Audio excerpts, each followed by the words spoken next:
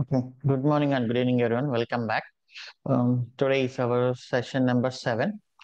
నిన్న సెషన్లో మనం ప్రాసెస్ మేనేజ్మెంట్ గురించి ప్రాసెస్ అంటే ఏంటి, process instance ID, parent process instance ID, ప్రాసెస్ని ఎలా చెక్ చేయాలి, ఎలా లిస్ట్ చేయాలి, ఏ ప్రాసెస్ ఎంత మెమరీ కన్జ్యూమ్ చేస్తుంది, ఎంత సిపియు కన్జ్యూమ్ చేస్తుందో ఎలా తెలుసుకోవాలి, ప్రాసెస్ని ఎలా కిల్ చేయాలి, ఫోర్గ్రౌండ్ ప్రాసెస్, బ్యాక్గ్రౌండ్ ప్రాసెస్, ఇలా అంతా మనం చూసాం నిన్న. అండ్ ఆ తర్వాత పోర్ట్స్ ఎలా చెక్ చేయాలి అనే దాని గురించి చూసాం. సో మనకేంటి అంటే ఒక అప్లికేషన్ రన్ అవుతుందా లేదా అనేది చెక్ చేసుకోవడానికి స్టేటస్ చెక్ చేస్తాం, సిస్టమ్స్ రియల్ స్టేటస్ అలాగా. అండ్ దెన్ ప్రాసెస్ చెక్ చేస్తాం, పోర్ట్ ఓపెన్ అయిందో లేదో చెక్ చేస్తాం. ఇవన్నీ చెక్ చేస్తున్నప్పుడు మనకు కావాల్సిన అప్లికేషన్ రన్ అవుతుందో లేదో తెలుస్తూ ఉంటుంది. ఓకే, సో అండ్ దెన్ మనం 3-tier ఆర్కిటెక్చర్ గురించి డిస్కస్ చేసాం. ఒక లాంగ్వేజ్, ఒక ఎగ్జాంపుల్ తీసుకున్నాం, లైక్ హోటల్స్ ఎలా స్కేల్ చేస్తారు అనేది. ఒక స్ట్రీట్ దగ్గర ఉండే బండి నుంచి హోటల్కి అండ్ దెన్ రెస్టారెంట్కి ఎలా ఎక్కువ మందికి మనం స్కేల్ చేస్తాం అనే దానిపైన డిస్కస్ చేసాం. సేమ్ ఎగ్జాంపుల్ని మనం 3-tier ఆర్కిటెక్చర్కి అప్లై చేసాం, like web tier, application tier and database tier. Okay, so let us see the diagram.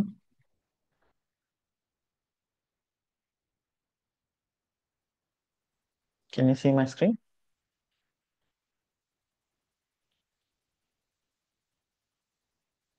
Okay, so ఇక్కడ డేటాబేస్ టియర్ బ్యాక్ నుంచి రావాలి. సో వీటిలో ఏది ఫస్ట్ ఉంటే మనం అప్లికేషన్ అనేది స్టార్ట్ చేయాలి? ఫ్రంట్ నుంచి బ్యాక్ వెళ్ళాలా, బ్యాక్ నుంచి ఫ్రంట్ రావాలా? So what do you say?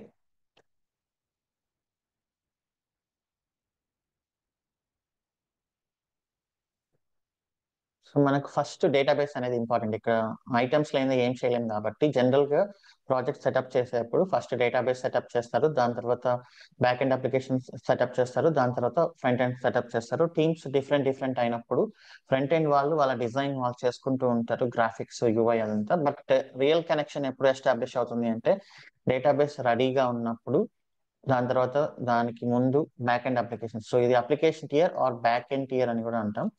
So web tier or front end tier. Okay, కొంతమంది దీన్ని మిడిల్ వేర్ అని కూడా అంటారు, that is also fine.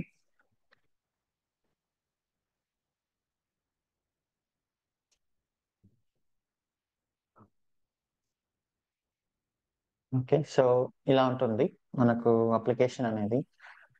So ఈ రోజు మనం ఏం చేద్దామంటే ఒక ప్రాజెక్ట్ మనం డిస్కషన్ స్టార్ట్ చేద్దాం. డిస్కషన్ స్టార్ట్ చేసి మనకు ఈ 3 tiers లో అప్లికేషన్స్ ని మనం మాన్యువల్ గా డిప్లాయ్ చేసి సర్వర్ సెటప్ చేద్దాం. ఓకే, అండ్ ఈ రోజు ఒక డొమైన్ కూడా పర్చేస్ చేద్దాం మనం. మనకు ఒక డొమైన్ అనేది చాలా ఇంపార్టెంట్. డిఎన్ఎస్ ఎలా వర్క్ అవుతుంది అవన్నీ కూడా.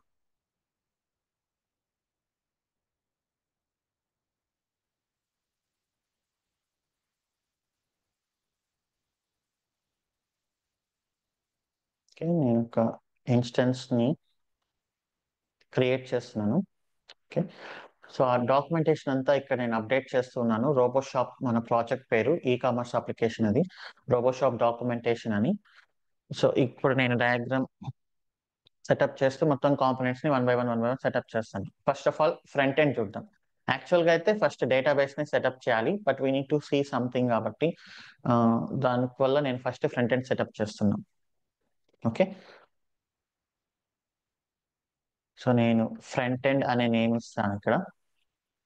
దాని తర్వాత ఏఎంఐ వచ్చేసి మనకు ఒక స్పెసిఫిక్ ఏఎంఐ ఉందన్నమాట, మనం క్రియేట్ చేసాము, డెవాప్స్ ప్రాక్టీస్ అని. అమెజాన్ లైనక్స్ పైన క్రియేట్ చేసాము, సారీ ఆర్హెచ్సిఎల్ పైన సెటప్ చేసాము. We have our own AMI. Companies లో కూడా మనకు ఒక ఓన్ ఏఎంఐస్ ఉంటాయి. సో ఇక్కడ మన ఏఎంఐ నేమ్ వచ్చేసి డెవాప్స్ ప్రాక్టీస్. ఓకే, సో దీనికి నాట్ కీ బేస్డ్, ఇది కీ బేస్డ్ అథెంటికేషన్ కాదు, పాస్వర్డ్ బేస్డ్.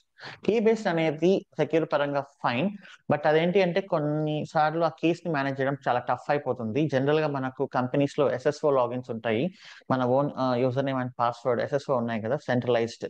మన కంపెనీలో జాయిన్ అయిన వెంటనే మనకు ఒక యూజర్ నేమ్ పాస్వర్డ్ ఇస్తారు.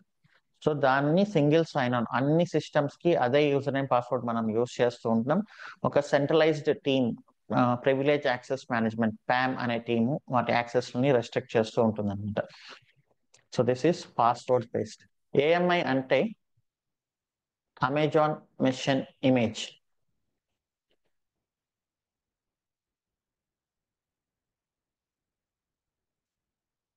Okay,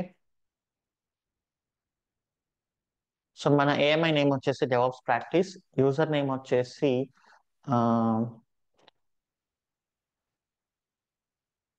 EC two user, password వచ్చేసి క్యాపిటల్ డి డెవ్ ఓ క్యాప్స్ ఓ ఆప్స్ 321. ఓకే, సో ఫస్ట్ అసలు ఏఎంఐ అంటే ఏంటో డిస్కస్ చేద్దాం. Okay,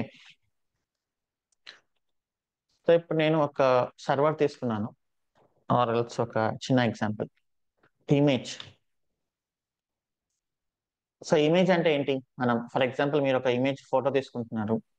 so we and our surroundings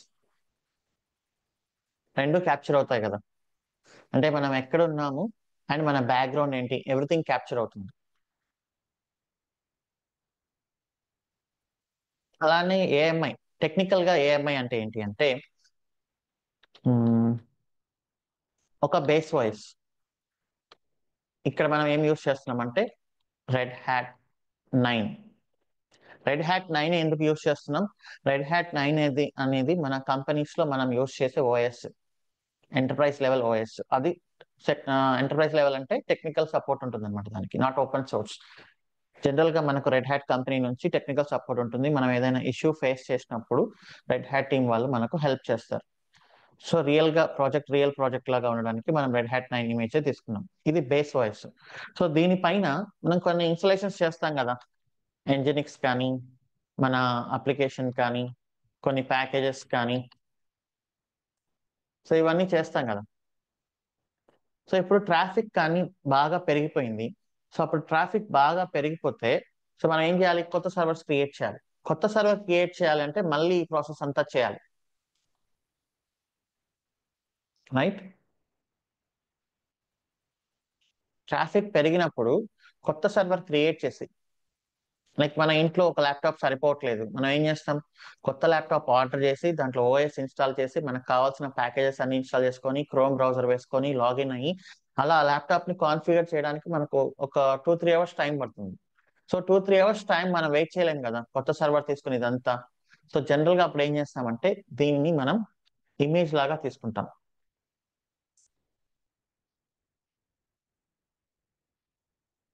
so ఇప్పుడు ఈ ఇమేజ్ లో మీరు ఈ అమెజాన్ లైనెక్స్ బదులు ఈ ఇమేజ్ కానీ వాడారనుకోండి, ఆర్ రెడ్ హ్యాట్ 9 బదులు ఈ ఇమేజ్ కానీ వాడారనుకోండి, అప్పుడు ఏమవుతుంది, మీకు రెడీమేడ్ గా ఎవ్రీథింగ్ ఉంది. సో మీకు ఒకవేళ ఇంకా చెప్పాలంటే మనం ఒక ల్యాప్టాప్ కొన్నప్పుడు కొన్ని యాంటీ వైరస్లు, ఎంఎస్ ఆఫీస్లు ఇవన్నీ ప్రీ ఇన్స్టాల్ గా వస్తాయి, రైట్. సో ప్రీ ఇన్స్టాలేషన్ గా ఎలా వస్తున్నాయి, వాళ్ళు ఆ ఓఎస్ తో పాటు వాటిని ఇన్స్టాల్ చేసి మనకు పంపించారు. సో అలానే మన అప్లికేషన్ ని కూడా మనం, మన సర్వర్ ని కూడా మనం ఏఎంఐ గా కన్వర్ట్ చేస్తే, మీరు ఒకవేళ మీకు వెంటనే ఏదైనా కావాలి అనుకుంటే సో ఈ ఏఎంఐని కానీ మనం ఏఎంఐని కానీ మనం ప్రొవిజన్ చేసామనుకోండి, మనకు ఇమీడియట్ గా అనదర్ సర్వర్ అప్ అయిపోతుంది అనమాట. అప్పుడు మనం వెయిట్ చేయాల్సిన అవసరం లేదు, విత్ ఇన్ సెకండ్స్ లో మన సర్వర్ రెడీ అయిపోతుంది. సో అందుకోసం మనం ఏఎంఐ అనేది వాడతాం. దీని గురించి చాలా డీటెయిల్ గా మనం డిస్కస్ చేస్తాం. నేను మళ్ళీ చూపిస్తాను ఎలా మీ ఓన్ ఏఎంఐస్ ఎలా క్రియేట్ చేసుకుంటారు అనేది మనకు డీటెయిల్డ్ గా వస్తుంది యాన్సిబుల్ టాపిక్ లో. సారీ, టెరాఫామ్ తో మనం విఎమ్స్ లోకి డిప్లాయ్ చేసేటప్పుడు దీని గురించి మనకు డీటెయిల్ గా వస్తుంది. సో ఇప్పుడు ఏఎంఐ అంటే మీరు అర్థం చేసుకోవాల్సింది ఏంటి అంటే pre configured OS with some packages. So మనం చేసిన ఈ డెవాప్స్ ప్రాక్టీస్ ఏఎంఐ లో మనకు కొన్ని కలర్స్, కొన్ని కొన్ని యూటిలిటీస్ అవన్నీ కొన్ని ఇన్స్టాల్ చేస్తున్నాం మనం, అవి మీరే చూస్తారు ఇప్పుడు. సో ఇక్కడ ఫ్రంట్ ఎండ్ అని నేమ్ ఇచ్చిన తర్వాత బ్రౌజ్ మోర్ ఏఎంఐస్, కమ్యూనిటీ ఏఎంఐస్ లోపలికి వెళ్ళి ఇక్కడ unit to search DevOps practice, exactly ఇలానే, ఓన్లీ నార్త్ వర్జీనియా రీజియన్ లోనే ఉంటుంది ఇది. ఓకే, కొంచెం టైం పడుతుంది ఇది, ఇంతకుముందు ఫాస్ట్ గా వచ్చేది, బట్ ఈ మధ్య ఎందుకు అమెజాన్ కొంచెం టైం తీసుకుంటుంది ఇది డిస్ప్లే చేయడానికి కమ్యూనిటీ ఏఎంఐస్. 3 minutes టైం పట్టొచ్చు. DevOps hyphen practice. సో నేను ఎందుకు చెప్తున్నాను ఇవన్నీ అంటే, so this is the real things we're going to do in project. మనం అమెజాన్ లైనెక్స్, రెడ్ హ్యాట్ అట్లా డైరెక్ట్ గా యూజ్ చేయము. వాటిని కస్టమైజ్ చేసి మనం యూజ్ చేస్తాం అనమాట. సో ఈ AMI లో కూడా కొంచెం కస్టమైజ్ చేసాము. ప్రాజెక్ట్స్ లో కూడా మనకు గోల్డెన్ AMIs అవన్నీ ఉంటాయి. జనరల్ గా లైనెక్స్ అడ్మినిస్ట్రేటర్స్ వాళ్ళు క్రియేట్ చేస్తారు. But we will also see how to create AMIs and publish to Amazon. Okay.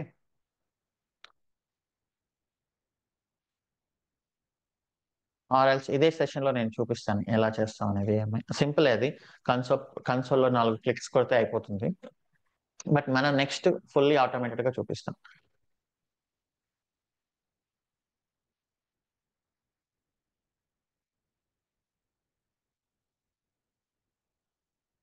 So projects లో ఖచ్చితంగా మన కస్టమైజ్డ్ AMIs మాత్రమే యూజ్ చేస్తాం. సో దాంట్లో కంపెనీకి సంబంధించిన సాఫ్ట్వేర్స్ అవన్నీ ముందుగానే ప్రీ ఇన్స్టాల్ చేసి ఉంటారు అనమాట.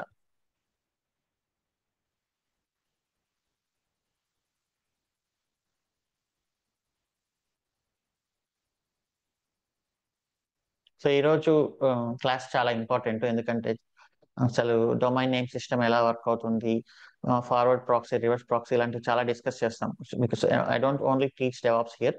ఒక టెక్నాలజీని మనం డిఫరెంట్ గా ఎలా చూడాలి, బేసిక్స్ నుంచి ఎలా అర్థం చేసుకోవాలి అనేది చాలా ఇంపార్టెంట్. సో డెవాప్స్ అంటే జెన్కిన్స్ ఇన్స్టాలేషన్ చేయడము, టెరాఫార్మ్స్ లో 4 స్క్రిప్ట్స్ రాయడం, డాకర్ క్యూబర్నెటీస్ లో మేనిఫెస్ట్ ఫైల్స్ ఇవి రాయడం కాదు. Okay. So you need to understand why we're doing అనేది, అది చాలా ఇంపార్టెంట్. సో ఇక్కడ వచ్చింది చూడండి, RHEL9 DevOps practice. RHEL9 OS base పైన తీసుకున్నాం ఇది. You can select this.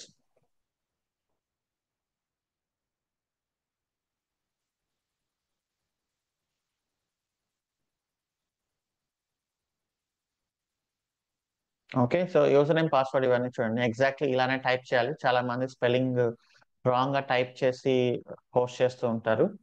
And then user name ఇది, పాస్వర్డ్ ఇది. ఓకే.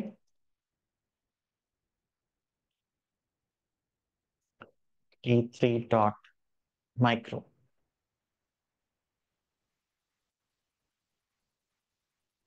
No key pair. ఇది కీపేర్ అథెంటికేషన్ కాదు, user name and password authentication. Projects లో మనం మేజర్ గా user name and password use చేస్తాం. కొన్ని వాటికి మాత్రమే కీస్ అనేది యూజ్ చేస్తాం. మనం లాస్ట్ వీక్ అంతా కీస్ గురించి ప్రాక్టీస్ చేసాం కాబట్టి now we are moving to password based authentication. Okay. మన security group allow AMI.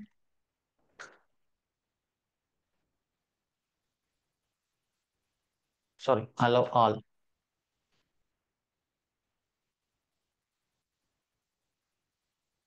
By default ఇది 20 GB తీసుకుంటుంది, నో వరీస్.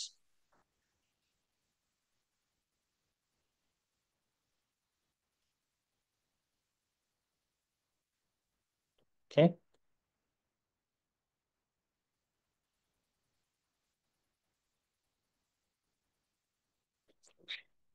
సో ఇప్పుడు public IP versus private IP అనే దాని గురించి కూడా డిస్కస్ చేద్దాం.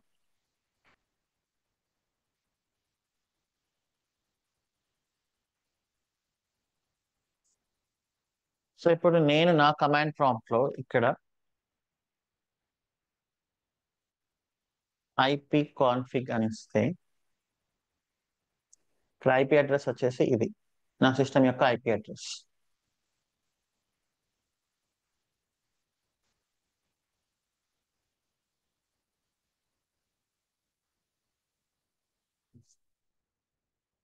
బట్ అదే నేను బ్రౌజర్ లో ఇస్తే what is my IP address అని.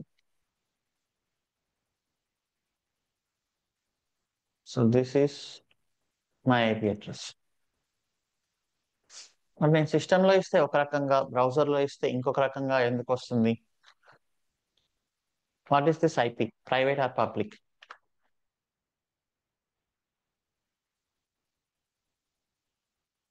ప్రైవేట్. సో చూద్దాం ఏది ఎందుకు ప్రైవేట్, ఎందుకు పబ్లిక్ అనేది. This is public. Okay.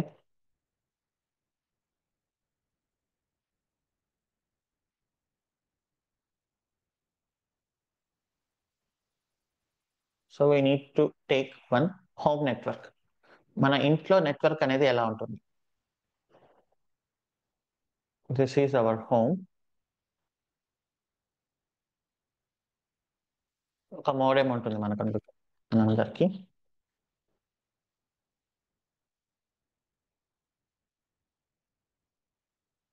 So ఇది మోడెం.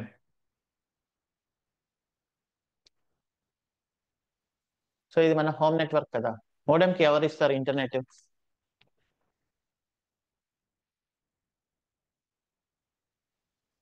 సో ఐఎస్పి అంటారు, internet service provider. For example Airtel కానీ, బిఎస్ఎన్ఎల్ కానీ, జియో కానీ, వీళ్ళంతా మనకు నెట్వర్క్ ప్రొవైడ్ చేస్తారు, రైట్? ఐఎస్పి.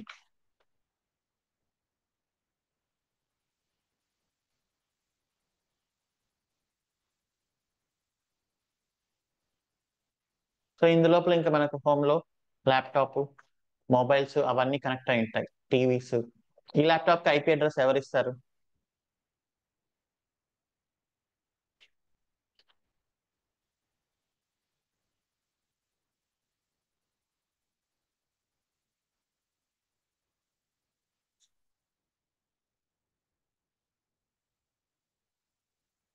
సో అసలు ఐపీ అడ్రస్ అనేది ఎవరు ఇస్తారంటే, మీరు ఏ నెట్వర్క్ అయితే కనెక్ట్ అవుతారో ఐపీ అడ్రస్లు వాళ్ళు ఇస్తారు. ఇప్పుడు మీరు మొబైల్ నెట్ కనెక్ట్ అయితే, లైక్ మీ ఎయిర్టెల్ నెట్ అది మొబైల్లో యూస్ చేస్తుంటే, who will provide IP address?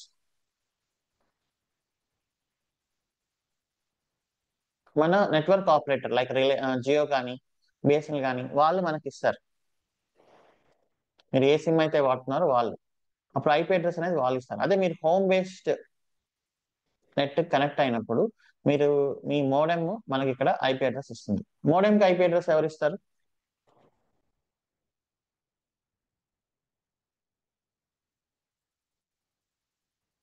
ISP ఇస్తుంది. సో ఐఎస్పి ఇచ్చే IP address public IP. Okay, ఇప్పుడు నేను ఇంటి బయట నిలబడి, ఓకే, ఈ ఇంటి బయట బయట నుంచి నేను ఉన్నప్పుడు, సో ఇంటి లోపల ఉండే వాళ్ళని ఏమంటారు? Which net it is? Internet అంటే ఏంటి? మన నెట్వర్క్ ని అవుట్ సైడ్ వాళ్ళతో కనెక్ట్ చేసేది ఇంటర్నెట్. ఇంటి లోపల ఉండే నెట్ ఇంట్రానెట్.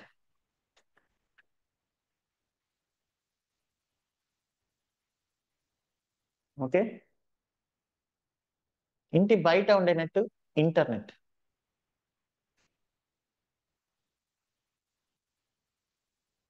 సో మనం క్లౌడ్ కి కనెక్ట్ అవుతున్నాం అంటే, cloud are internet whatever, that is through ISP.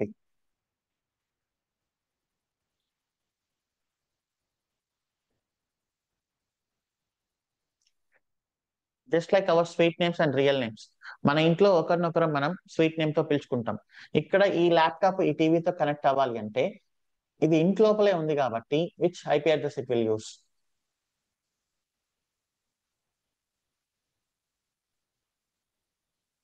So private IP అనేది యూస్ చేస్తుందంట.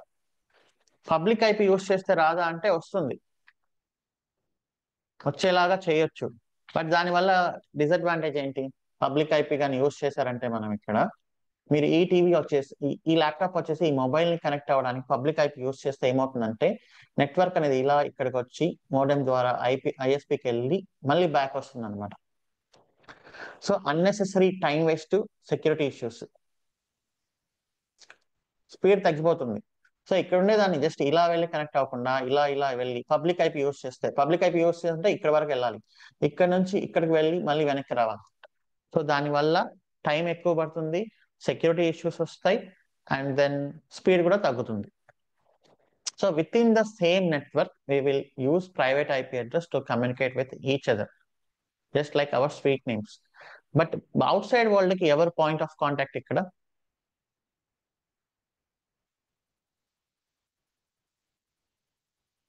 అవుట్ సైడ్ వరల్డ్ కి పాయింట్ ఆఫ్ కాంటాక్ట్ రౌటర్. మనం ఇక్కడ బ్రౌజర్ లో చూస్తుండే ఈ పబ్లిక్ ఐపీ అనేది, so this is our browser public IP address. So ఇక్కడ రెండు ఇంటర్ఫేస్ ఉంటాయి, this is public interface and this is private interface. Home లోపల ఉండేదంతా ప్రైవేట్ ఇంటర్ఫేస్ అనమాట. సో ఇప్పుడు నేను ఈ ల్యాప్టాప్ లో facebook.com అని టైప్ చేస్తాను. సో facebook.com అనే సర్వర్ మన విత్ ఇన్ ద ఇంటర్నెట్ మన హౌస్ లో ఉందా?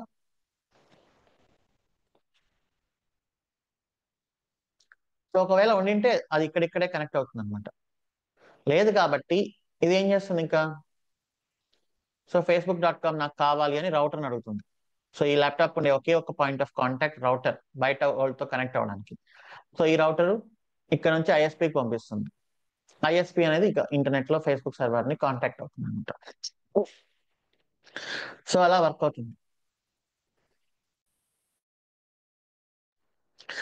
సో దీని గురించి మనం ఇంకా చాలా డీటెయిల్ గా నెట్వర్కింగ్ లేయర్స్ ఇవన్నీ మనకు నెట్వర్కింగ్ డిస్కస్ చేసేటప్పుడు వస్తాయి. లేయర్ 1, లేయర్ 2, లేయర్ 3, మ్యాక్ అంటే ఏంటి, ఇంకా ఐపీ అడ్రస్, పోర్ట్ నెంబర్, ఇవన్నీ మనకు డీటెయిల్ గా వస్తాయి. సో ఇప్పటి వరకు ఏంటి అంటే with in the same network you should use private IP to communicate with each other. Okay, ఇప్పుడు నేను ఈ పబ్లిక్ ఐపీ అడ్రస్ యూస్ చేసి నా ఇన్స్టెన్స్ ని కనెక్ట్ అవ్వగలను ఈ ప్రైవేట్ ఐపీ అడ్రస్ యూస్ చేసి.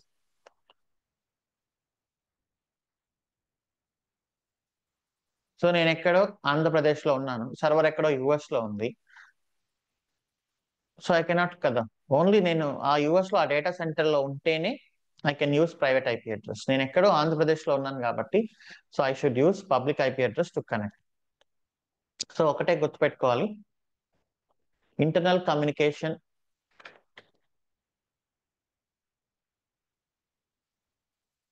should be done using private IP.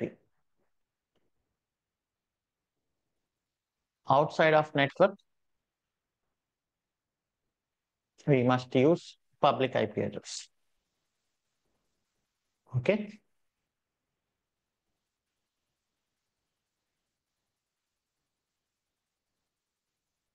So ఇప్పుడు నేను ఈ సర్వర్ కి కనెక్ట్ అవుతాను. SSH ఇక హైఫన్ ఐ అవసరం లేదు, ఎందుకంటే this is not key based. EC2 hyphen user @IP address. Password DevOps 321 D caps O caps. So ఇక్కడ కొన్ని కలర్స్, ఐపీ అడ్రస్లు, ఇన్స్టెన్స్ టైప్ అవన్నీ ఇక్కడ బై డిఫాల్ట్ డిస్ప్లే చేస్తున్నాం. సో దీనివల్ల ఇంకొంచెం యూజర్ ఇంటర్ఫేస్ అనేది బాగుంటుంది. ఓకే, సో ఇది front end server. Now I will create one more diagram for our RoboShop. So మన ప్రాజెక్ట్ నేమ్ వచ్చేసి RoboShop అనమాట. ఇది ఒక e-commerce website, like robots ని ఆన్లైన్ లో సెల్ చేసే వెబ్సైట్. సో ఇందులో మనం డిస్కస్ చేసినట్లే మనకు 3 టైర్స్ ఉంటాయి. Database tier, back end tier, front end tier, load balancer కూడా ఉంటుంది. లోడ్ బ్యాలెన్సర్ పబ్లిక్ ఉంటుంది, ప్రైవేట్ ఉంటుంది మనకు. ఓకే, సో మెల్లమెల్లగా అన్ని వస్తాయి.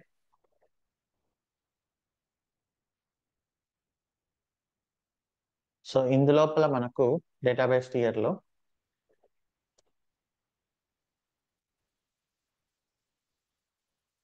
మల్టిపుల్ టైప్స్ ఆఫ్ డేటాబేసెస్ ఉన్నాయి. NoSQL డేటాబేస్ అంటే MongoDB అని, and then in memory database Redis అని,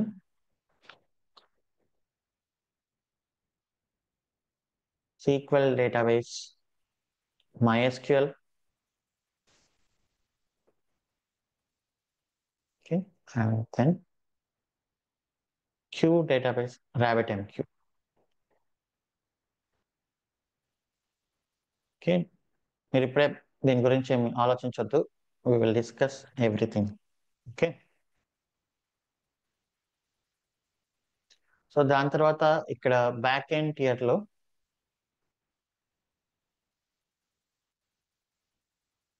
మనకు కాంపోనెంట్స్ వచ్చేసి కేటలాగ్. ఒక యూజువల్ ఈ కామర్స్ లో ఏముంటాయి, కేటలాగ్ అంటే మన ప్రొడక్ట్స్, మనం సెర్చ్ చేసేప్పుడు మనకు ప్రొడక్ట్స్ అన్ని వస్తాయి కదా, that is catalogue. And then user component, sign up అవ్వడం, సైన్ ఇన్ అవ్వడం. అండ్ దెన్ కార్ట్లోకి ప్రొడక్ట్స్ యాడ్ చేయడం. యాడ్ చేసిన తర్వాత షిప్పింగ్, అంటే మన అడ్రస్ అవన్నీ సెలెక్ట్ చేసుకోవడం. సెలెక్ట్ చేసుకున్న తర్వాత పేమెంట్ చేయడం.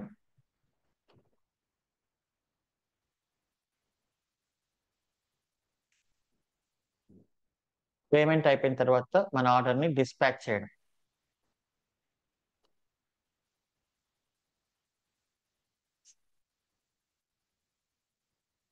సో ఒక రియల్ ప్రాజెక్ట్ ఎన్విరాన్మెంట్ సెటప్ అంతా ఉంటుంది ఇక్కడ. అండ్ ఇక్కడ మనకు ఫ్రంట్ ఎండ్ కాంపోనెంట్.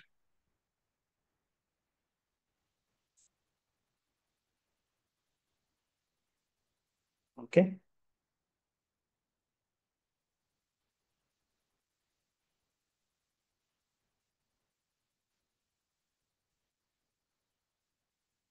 సో ఇవి నేను మళ్ళీ అడ్జస్ట్ చేస్తానులేండి, నో వరీస్.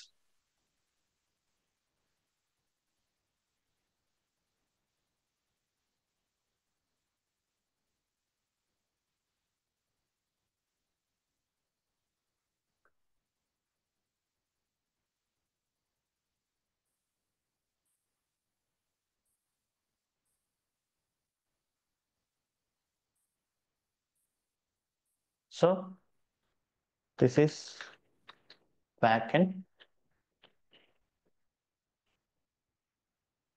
సో డేటాబేస్ అనేది డిఫరెంట్ టైప్స్ ఆఫ్ డేటాబేస్ ఉంటాయి మనకు. Okay, so these are the 4 major databases we use.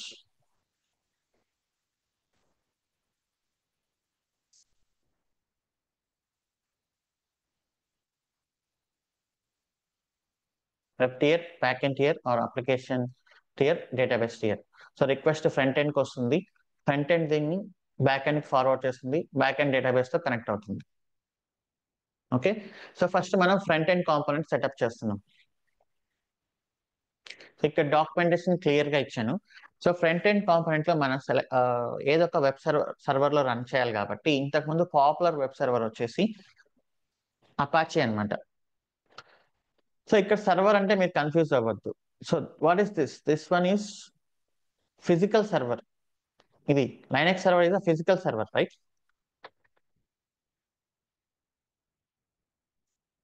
అంటే ఎక్కడో ఒక చోట ఫిజికల్ గా ఎగ్జిస్ట్ అయ్యి రన్ అవుతుంది.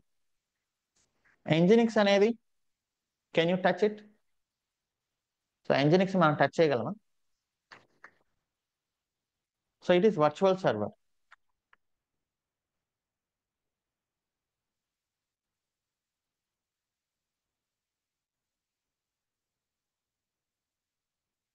ఓకే, సో రెండింటినీ సర్వర్స్ అంటాం కాబట్టి కొంతమంది కన్ఫ్యూజ్ అవుతుంటారు. లైనక్స్ అనేది ఫిజికల్ గా ఎగ్జిస్ట్ అయిన సర్వర్. ఆ సర్వర్ లోపల ఇంకొకటి వర్చువల్ సర్వర్ ఉంది, that is called nginx virtual server. మనం మన అప్లికేషన్ ఈ ఎంజినిక్స్ లో కానీ డిప్లాయ్ చేసామంటే then you can access it in the browser అనమాట. సో అది మనం డీటెయిల్ గా డిస్కస్ చేద్దాం ఎంజినిక్స్ గురించి కూడా కొంచెం. సో ఇప్పుడు మన డెవలపర్స్ ఏం చేశారు, front end developers, they selected nginx as there web server. ఈ డెసిషన్ మనది కాదు, ఎంజినిక్స్ యూస్ చేయాలి అనేది డెవలప్మెంట్ లో ఉండే ఆర్కిటెక్ట్స్ నుంచి వస్తుంది అనమాట. అంటే ఏ లాంగ్వేజెస్ యూస్ చేయాలి, ఏ సాఫ్ట్వేర్స్ యూస్ చేయాలి, ఏ సర్వర్స్ యూస్ చేయాలి, వాటి వర్షన్స్, ఇవన్నీ మనకు డెవలప్మెంట్ టీం వాళ్ళు డిసైడ్ చేస్తారు. బేసిక్ గా ఆర్కిటెక్ట్స్. ఓకే, ఆర్కిటెక్ట్ టీం వాళ్ళు డిసైడ్ చేస్తారనమాట. వాళ్ళు డిసైడ్ చేసిన తర్వాత మనకు చెప్తారు, we're going to use nginx particular version అని. ఓకే,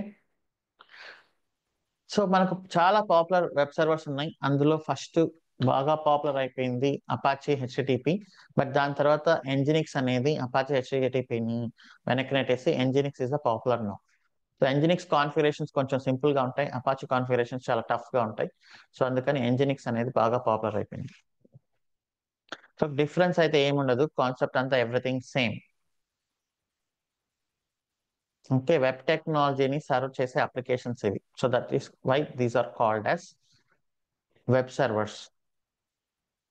ఓకే, సో ఈ టామ్ క్యాట్ అనేది అసలు ఇప్పుడు ఎవరు యూజ్ చేయట్లేదు, ఇది చాలా అంటే చాలా old and legacy. Okay. So PHP applications అలాంటివి ఈ టాప్ క్యాట్ అనేది యూస్ చేస్తూ ఉండేవి. అసలు పిహెచ్పిని ఇప్పుడు ఎవరు యూస్ చేయరు, ఎంటర్ప్రైజ్ లెవెల్ కాదు.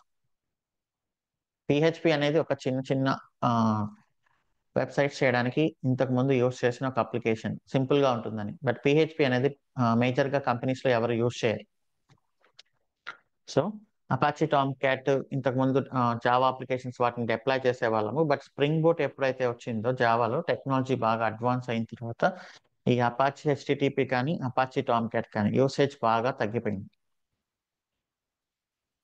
సో మీరు ఏ వెబ్సైట్ చూసినా పాపులర్ అనేది సో ఖచ్చితంగా మనకు ఎంజినిక్సే కనిపిస్తుంది. Okay, top leaders in category for web and application server softwares or nginx. Okay, so we selected nginx as our web server. దీన్ని రివర్స్ ప్రాక్సీ సర్వర్ అని కూడా అంటాం. అది ఎందుకో కూడా మనం డిస్కస్ చేస్తాం. ఇప్పుడు మనం ఎంజినిక్స్ ని ఇన్స్టాల్ చేయాలి. సో మనం నేను చూసాం DNF. What is the command to install Nginx?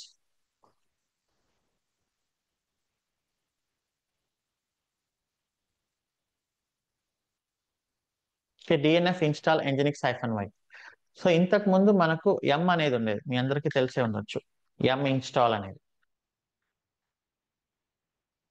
ఎం కి డిఎన్ఎఫ్ కి డిఫరెన్స్ ఏంటి అంటే,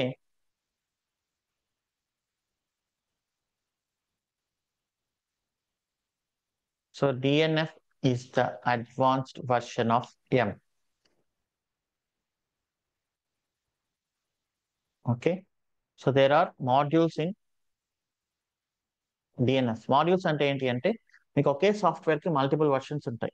మనకి ఇప్పుడు ఆండ్రాయిడ్ తీసుకుంటాము, ప్రజెంట్ ఒక వర్షన్ ఉంటుంది, ఫర్ ఎగ్జాంపుల్ 20 వర్షన్, ప్రీవియస్ 19 ఉంటుంది, 18 ఉంటుంది, అలా. సో మనం ఏంటంటే ఇక్కడ మీకు కావాల్సిన వర్షన్ ని మీరు ఇన్స్టాల్ చేసుకోవచ్చు డిఎన్ఎఫ్ యూస్ చేసి. సో ఇప్పుడు నాకు ఎంజినిక్స్ కావాలి అనుకుంటే I can search DNF module list nginx. Module అంటే వర్షన్స్ అనమాట. So if you do like this, you can see all the versions available in this. కొంతమంది 1.24 యూస్ చేస్తారు, కొంతమంది 1.22 యూస్ చేస్తారు. డిఎన్ఎఫ్ తో అది మనం ఫైండ్ అవుట్ చేయొచ్చు అనమాట. కొంచెం టైం తీసుకుంటుంది సర్వర్ లో ఫస్ట్ టైం మనం డిఎన్ఎఫ్ అనేది యూస్ చేసేటప్పుడు.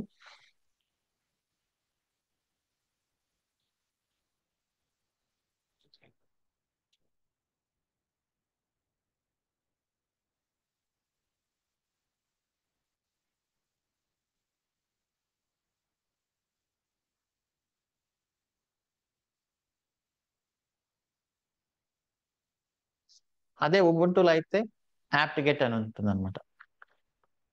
Apt get install Nginx -y అన్నట్టు. ఓకే,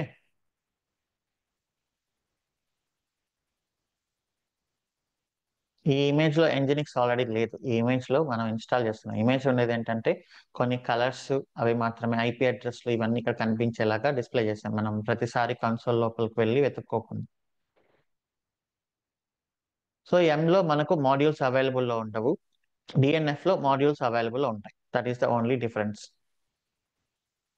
ఓకే, సో ఇప్పుడు మనకు డెవలపర్ చెప్పింది 1.24 అన్నమాట. సో ఇప్పుడు మనం ఏం చేస్తామంటే, ప్రజెంట్ ఏదైతే ఉందో డిఫాల్ట్ మాడ్యూల్ మనకు తెలియదు, డిఫాల్ట్ గా ఏది ఇన్స్టాల్ అవుతుందో. So now I'm saying first disable చేస్తున్నాను. అంటే డిఫాల్ట్ గా ఏ వర్షన్ తీసుకుంటుందో మనకు తెలియదు కాబట్టి ఫస్ట్ అయితే డిసేబుల్ చేసి తర్వాత 1.24 ని ఎనేబుల్ చేస్తున్నాం. DNF module Nginx 1.24. సో ఇప్పుడు నేను ఎంజినిక్స్ ఇన్స్టాల్ చేస్తే ఏది ఇన్స్టాల్ అవుతుంది? సో నేను ఏదైతే ఎనేబుల్ చేస్తున్నానో అది ఇన్స్టాల్ అవుతుంది.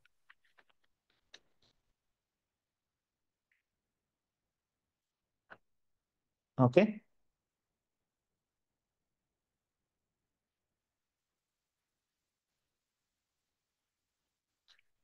సో ఎంజినిక్స్ ని ఇన్స్టాల్ చేసాం. Now how should I start it?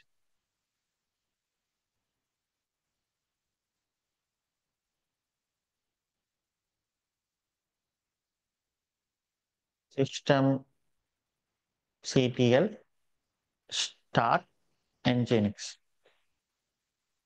How can I check it? Systemctl status nginx. So now you can see the colors. So అంతే, ప్రజెంట్ అయితే దీంట్లో కాలర్స్ కొన్ని ప్యాకేజెస్ డిఫాల్ట్ గా ఇన్స్టాల్ చేసాం. How can I check the process?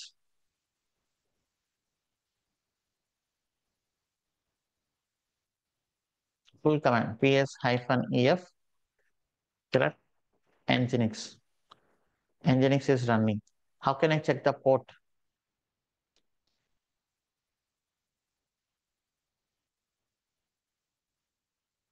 netstat-lntp.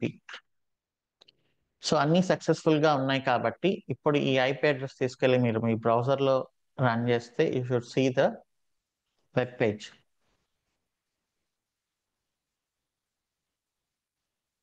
Okay, Red Hat Enterprise Linux test page. So ఇది మనం చూస్తున్నామంటే మీ ప్రాజెక్ట్ మీ సర్వర్ లో nginx అనేది సక్సెస్ఫుల్ గా ఇన్స్టాల్ అయింది అని దాని మీనింగ్ అని వాళ్ళు అక్కడ డిస్ప్లే చేస్తున్నారు. ఓకే, సో సక్సెస్ఫుల్ గా మనం nginx ని ఇన్స్టాల్ చేసి స్టార్ట్ చేసి రన్ చేసాం. ఓకే, సో నెక్స్ట్ ఇక మనం మన అప్లికేషన్ వేయాలి కదా.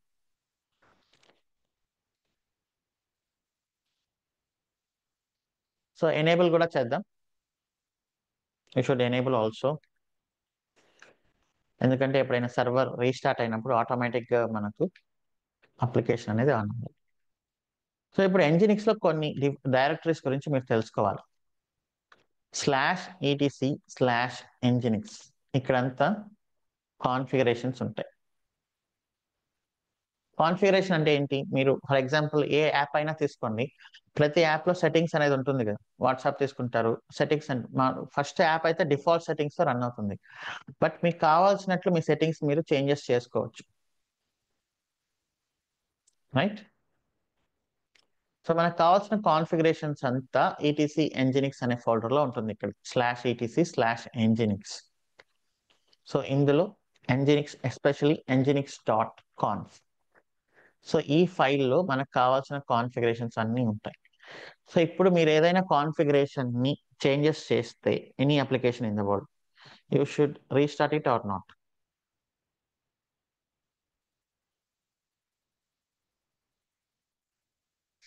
ఓకే, సో మనం ఏదైనా చేంజెస్ చేస్తే అది ఎఫెక్ట్ అవ్వాలంటే మీరు కూడా చూసింటారు, మీ ల్యాప్టాప్ లో ఏదైనా సాఫ్ట్వేర్ ఇన్స్టాల్ చేసినప్పుడు అది మనకు ఏం చెప్తుందంటే రీస్టార్ట్ చేయండి ఒకసారి ల్యాప్టాప్ ని అని చెప్తుంది.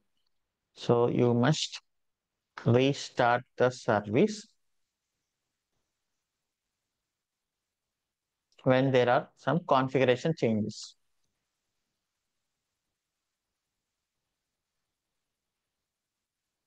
Okay, okay, so now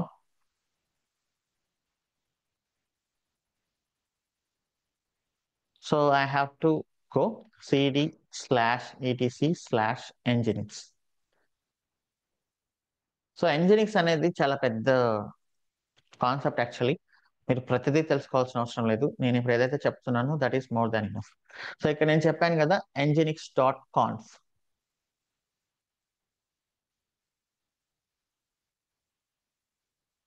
okay, so ఇది ఓపెన్ చేయాలి, vim nginx.conf. సో ఇక్కడ ఓపెన్ చేసినప్పుడు ఇక్కడ కాన్ఫిగరేషన్ చూడండి.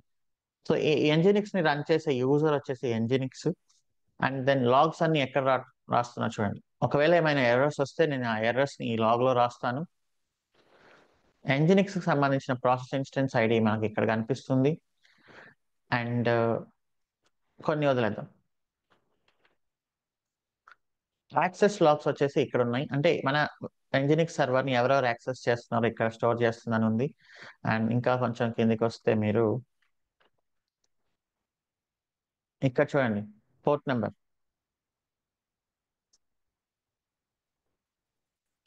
సో లైన్ నెంబర్ 38 లో పోర్ట్ నెంబర్ ఉంది. సో ఇంటర్వ్యూస్ లో అడుగుతారు how do you change the nginx port number అని. సో మీరు ఏం చేయాలంటే etc nginx డైరెక్టరీలో ఉండే nginx కాన్ఫిగరేషన్ లో పోర్ట్ నెంబర్ ని చేంజెస్ చేసి నేను సర్వర్ ని రీస్టార్ట్ చేస్తే it will listen on different port number అని చెప్పాలి.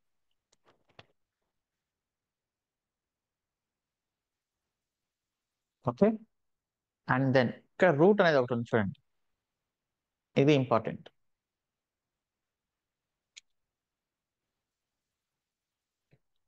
సో ఇప్పుడు నేను ఐపీ అడ్రస్ తో ఇది యాక్సెస్ చేస్తున్నప్పుడు ఇది వస్తుంది, కంటెంట్ ఎక్కడ ఉందంటారు?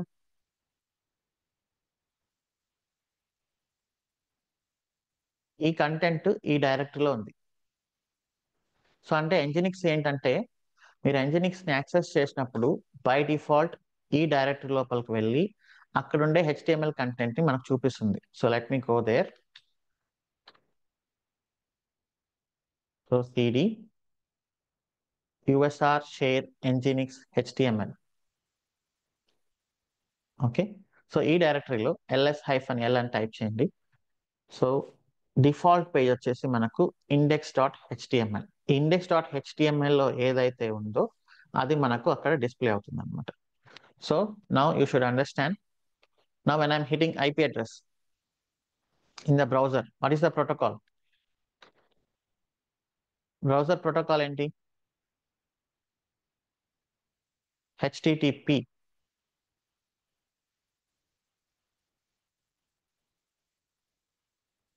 So it means http.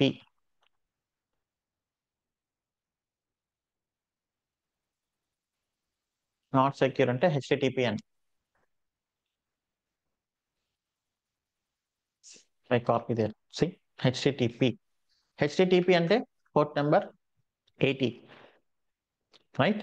So ఇది యాక్చువల్ గా ఇలా వెళ్తుంది రిక్వెస్ట్. మీకు కనిపించకపోయినా http అంటే బై డిఫాల్ట్ పోర్ట్ నెంబర్ 80. అంటే మన ల్యాప్టాప్ నుంచి, so if this is a server in US, same మనము ఎలా అయితే డిస్కస్ చేసామో SSH అనేది అలానే. So this is the server.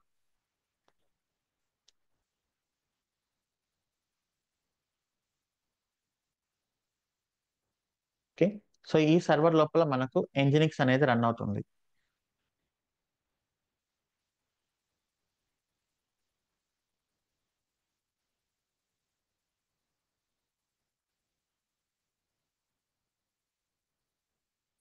So నేను ఒక యూజర్, నేను ఇచ్చాను IP address, IP address port number ఇచ్చినప్పుడు ఫస్ట్ రిక్వెస్ట్ ఇక్కడ వరకు వస్తుంది. తర్వాత పోర్ట్ నెంబర్ చూసుకుంది కదా, ఇక్కడ పోర్ట్ నెంబర్ ఉంది కదా by default.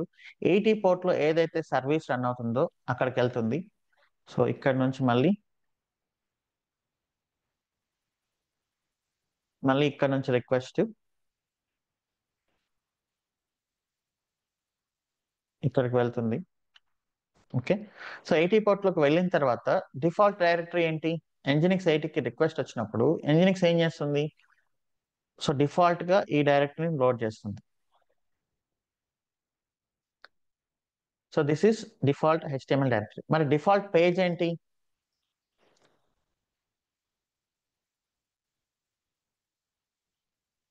index.html. Okay. So ఆ index.html లో ఏదైతే ఉందో అది మనకు అక్కడ చూపిస్తుంది. సో మీరు ఇప్పుడు cat html అని టైప్ చేసి చూస్తే, so you can see that HTML content అనమాట. So this is the content it is showing in the browser. Okay. Test page for http on Red Hat Enterprise Linux. సరే, index.html default గా ఉండాలని కూడా ఎక్కడ mention చేసి ఉంటుంది?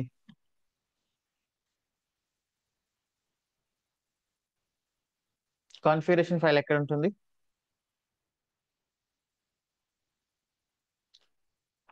etc nginx.conf.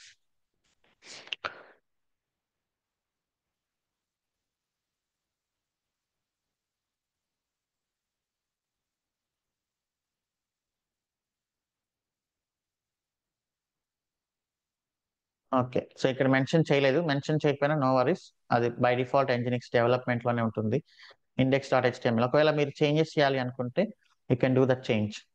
ఇక్కడ ఉందా ఎక్కడైనా?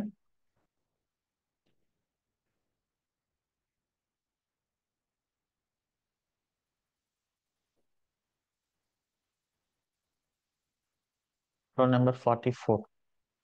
Okay, so that is configuration, that is okay. So మీరు ఒకవేళ చేంజెస్ చేయాలి అనుకుంటే you can do that.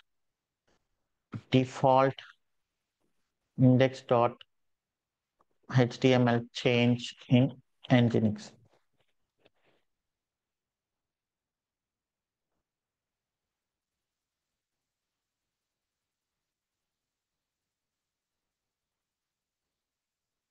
So ఇక్కడ ఒక లైన్ కొత్తగా మనం ఇన్సర్ట్ చేయాల్సి వస్తుంది అనమాట.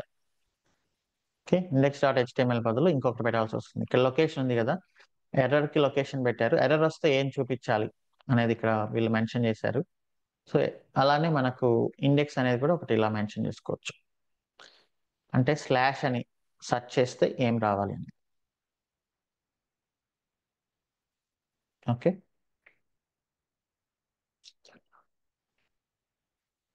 సో మనం ఇక్కడ Nginx ని ఇన్స్టాల్ చేసింది డిఫాల్ట్ వెబ్సైట్ ని లోడ్ చేయడానికి కాదు, మన వెబ్సైట్ ని లోడ్ చేయడానికి. So what should I do? I should remove the default content. ఈ HTML డైరెక్టరీలో ఉండే మొత్తం కంటెంట్ ని నేను రిమూవ్ చేయాలి. సో ఇదంతా డిఫాల్ట్ కంటెంట్, నాకు డిఫాల్ట్ కంటెంట్ వద్దు. So rm-rf star. ఇప్పుడు ఈ డిఫాల్ట్ కంటెంట్ మొత్తం తీసేసి I should install our application. Okay, so this is the content to download. ఈ లొకేషన్లో నేను మన వెబ్సైట్ పెట్టినాను. ఓకే, ప్రెసెంట్ మనం ఇక్కడ నుంచి డౌన్లోడ్ చేసుకున్నాం. అప్కమింగ్ సెషన్లో ఏంటి అంటే మనమే ఆ కోడ్ అంతా చూసి చేంజెస్ చేసి పుష్ చేస్తూ ఉంటాం. సో ఇప్పుడు ఈ కర్ల్ కమాండ్ చూడండి, హైఫన్. మామూలుగా కర్ల్ కమాండ్ ఏంటి, కంటెంట్ ని మనకు టెర్మినల్ పైన చూపిస్తుంది. బట్ హైఫన్ ఓ అనేది కానీ యూస్ చేస్తే మీరు it can work as wget also.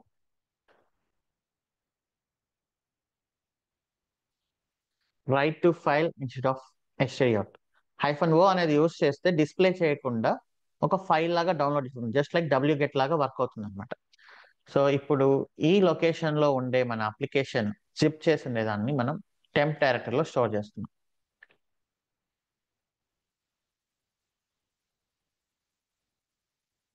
Okay, so you can go and check temp. So ఇక్కడ మనకు ఫ్రంట్ ఎండ్ డాట్ జిప్ అనే అప్లికేషన్ డౌన్లోడ్ అయింది. అంటే ఇది డెవలపర్స్ రాశారు, front end developers. Developers application రాసి వాళ్ళ లొకేషన్ యూఆర్ఎల్ మనకి ఇస్తారు, మనం డౌన్లోడ్ చేస్తున్నాం. ఓకే, సో మళ్ళీ నేను అక్కడికి వెళ్ళి మన రూట్ డైరెక్టరీ లోపలికి వెళ్ళి ఇక్కడ అన్జిప్ చేస్తున్నా మన ఫ్రంట్ ఎండ్ డాట్ జిప్ ని.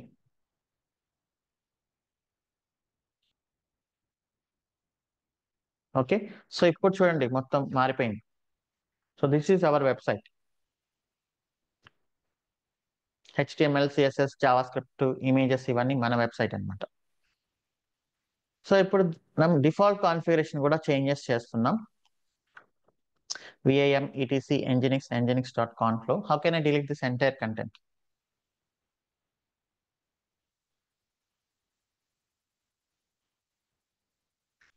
$% d తీసేసి మనం ఇచ్చిన configuration, this is our configuration అనమాట. ఓకే, సో ఈ కాన్ఫిగరేషన్ మనం అక్కడ పేస్ట్ చేస్తాం.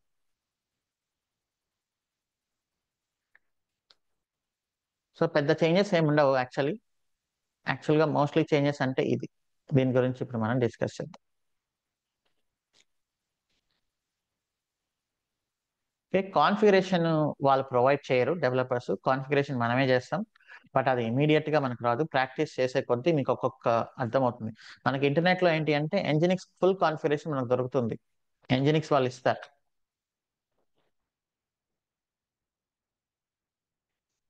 ఓకే,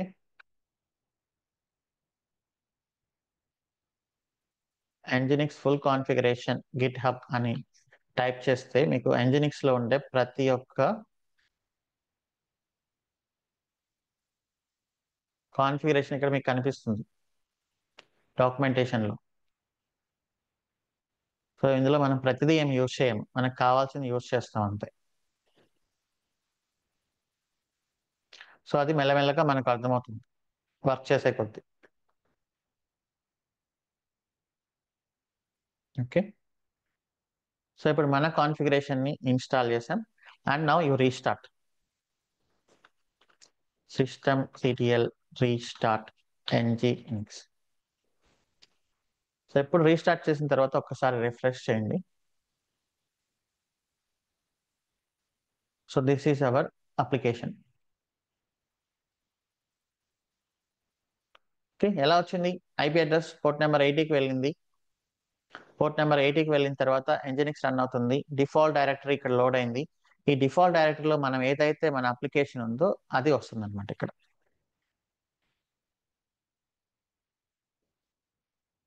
ఫర్ ఎగ్జాంపుల్ నేను vim hello HTML or DevOps dot HTML అని ఇచ్చాను అనుకోండి. చిన్న headers hello I am learning DevSecOps with AWS at joindevops.com.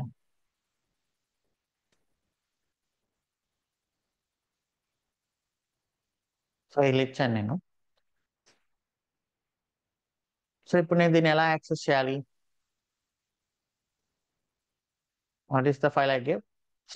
/devops.html. So /devops.html. Okay, so మీరు ఎప్పుడైనా ఒక వెబ్సైట్ని యాక్సెస్ చేస్తున్నారు బ్రౌజర్లో అంటే దాని మీనింగ్ ఏంటంటే ఆ వెబ్సైట్ ఒక లైనక్స్ సర్వర్లో nginx వెబ్ సర్వర్లో ఈ లొకేషన్లో ప్లేస్ అయి ఉంది అని. సో ఇక్కడ నుంచి మనకు ఇమేజెస్ కానీ హెచ్టిఎంఎల్ ఫైల్స్ కానీ ఎవ్రీథింగ్ మనకి ఇక్కడ నుంచి వస్తాయి.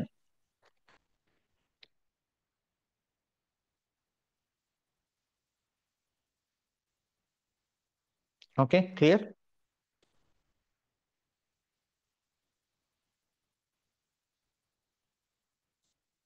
సో ఇప్పుడు సర్వింగ్ అంటే ఏంటి? Web server is serving what? Web pages. So ఆ లొకేషన్ లో ఉండే వెబ్ పేజెస్ ని మనకు వెబ్ సర్వర్ సర్వ్ చేస్తుంది. So that is why it is called as server, మనం client.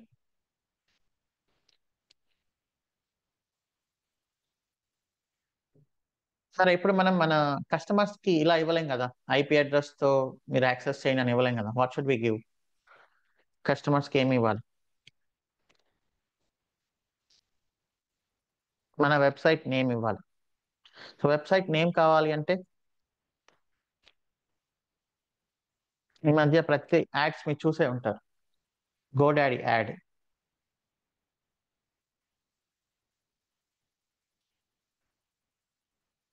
So GoDaddy is what?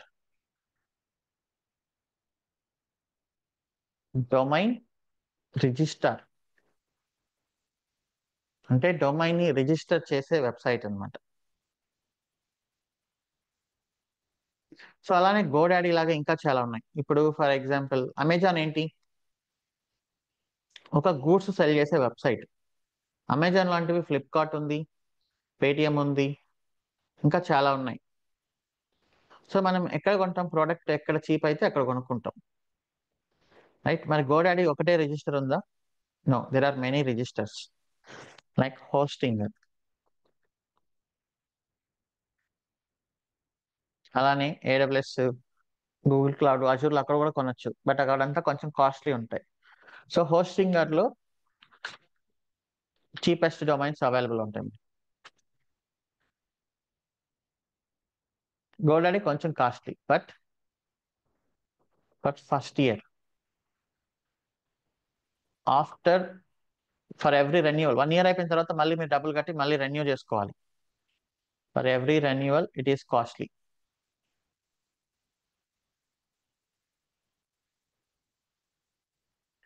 So GoDaddy almost same price every year, maybe every year 1000 అలా ఉంటుంది.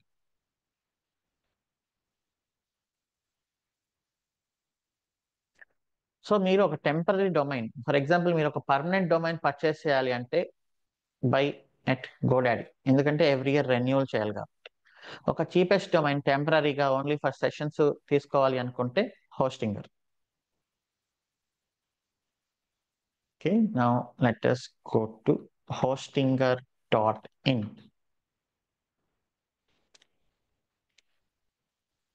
So మీకు కావాల్సిన వెబ్సైట్ని మీ ఈమెయిల్ ఐడితో లాగిన్ అవ్వచ్చు, గూగుల్ ఈమెయిల్తో. ఓకే, మీకు కావాల్సిన డొమైన్స్ని సెర్చ్ చేయండి. Add new domain.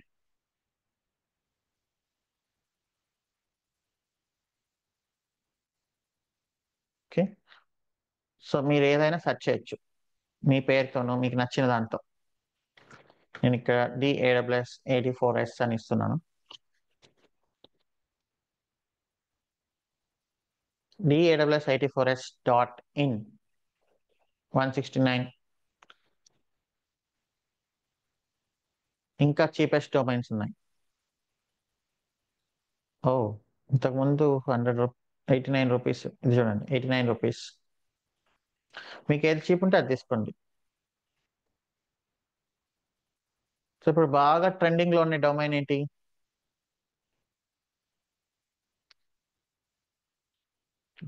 .ai. Okay, అది కొంచెం కాస్ట్లీ. సో ఈ .ai ఈవెంట్ అనేది కూడా ఈ సెషన్ లోనే చూద్దాం మనం. Okay, I'm taking this DAWS84S.site. 1 year తీసుకోండి. సో టోటల్ గా 122 రూపీస్. మీకు ఏ డొమైన్ నచ్చితే ఆ డొమైన్ మీ నేమ్తోనో మీ ఇంటి నేమ్తో పర్మనెంట్ గా కావాలి అనుకుంటే GoDaddyలో తీసుకోండి.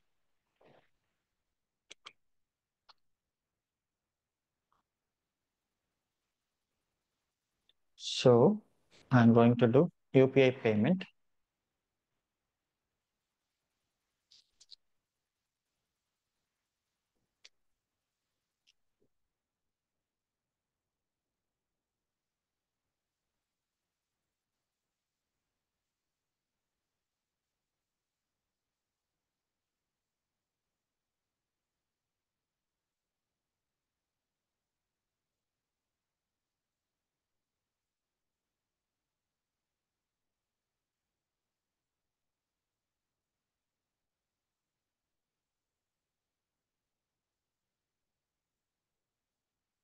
సో మీరు యూపీఐ రిక్వెస్ట్ వచ్చిన తర్వాత అది కొంచెం ఎక్కువ చూపిస్తుంది అనమాట.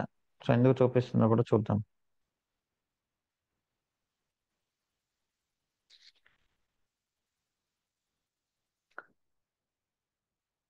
Just loading the phone.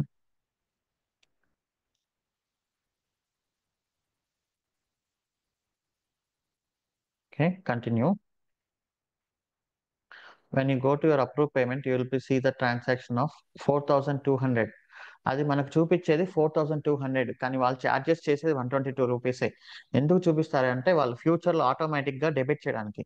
So hosting చూడండి చాలా తెలివిగా, మీరు 1 year వస్తుందని మర్చిపోయారనుకోండి, వాళ్ళు ఏం చేస్తారంటే ఆటోమేటిక్గా మీ అకౌంట్ నుంచి డెబిట్ చేస్తారు. అలా నాకు ఒకసారి 5,000 రూపీస్ పోయింది. సో మనం ఏం చేస్తాం, యూపీఐ కదా అని చెప్పి టక్కని కొట్టేస్తాం, మర్చిపోతాం ఇంకా. సో అప్పుడు వాళ్ళు అక్కడ 4,200 రూపీస్ ఛార్జ్ చేస్తున్నారు. ఇప్పుడు 80 రూపీస్ తీసుకున్న డొమైన్, అది డమ్మీ డొమైన్. సో మీరు ఇక్కడ టెంపరీ డొమైన్స్ మాత్రమే తీసుకోండి అండ్ జాగ్రత్తగా ఉండండి. కంటిన్యూ. సో ఇప్పుడు నాకు యూపీఐ రిక్వెస్ట్ వస్తుంది, అక్కడ 4,000 5,000 రూపీస్ అలా చూపిస్తారు వాళ్ళు. But no worries, you can pay. ఇప్పుడేం ఛార్జెస్ అంత కట్ చేయరు.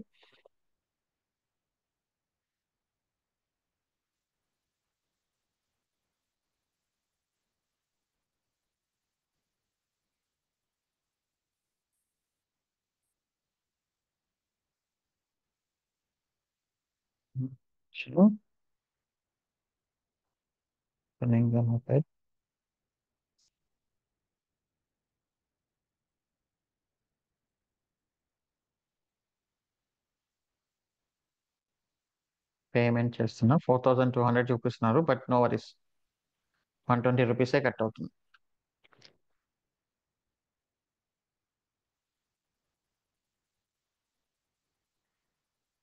ఓకే, సో పేమెంట్ అయిపోయింది.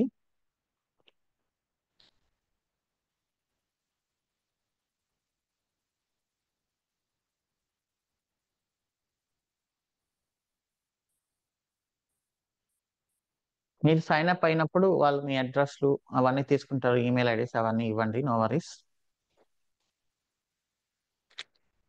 ఓకే, సో అయిపోయింది website, I mean domain register అయిపోయింది. డొమైన్ రిజిస్టర్ అయిపోయినాక ఇక్కడ మీరు ఆటో రెన్యువల్ ఆఫ్ చేయండి. ఓకే, ఇది ఆఫ్ చేయకపోతే ఒక 5000 రూపీస్ పోతుంది అనమాట. Okay, so that's all. So ఇక్కడ మన డొమైన్స్ ఉన్నాయి.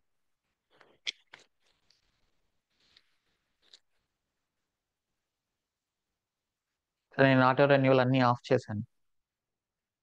సో ఇప్పుడు మనం ఒక 5 minutes బ్రేక్ తీసుకొని దెన్ వీ విల్ డిస్కస్ అసలు ఈ డిఎన్ఎస్ అంటే ఏంటి, అది ఎలా వర్క్ అవుతుంది, ఈ .comలు ఏంటి, .aiలు ఏంటి, ఎవరు వీటిని కంట్రోల్ చేస్తున్నారు, ఈ రికార్డ్స్ ఏంటి, ఇవన్నీ మనం డిస్కస్ చేద్దాం.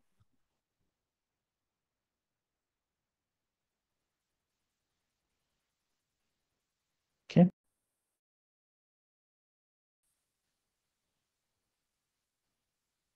సో ఈరోజు ప్రతి ఒక్కరు ఇలా డొమైన్ పర్చేస్ చేయండి. అండ్ దెన్ మీ యూపీఐలో కూడా ఆటో పే అనేది ఉంటుంది కదా, అక్కడ కూడా డిసేబుల్ చేయండి, మర్చిపోవద్దు. సో ఇప్పుడు డొమైన్ పర్చేస్ చేసిన తర్వాత now we need to discuss how DNS work.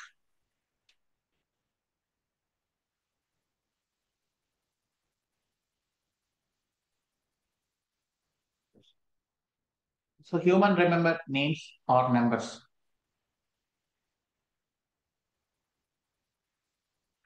So మనం మన మొబైల్లో కూడా ఇలా సేవ్ చేసుకుంటాం, join DevOps name, mobile number, ఇలా.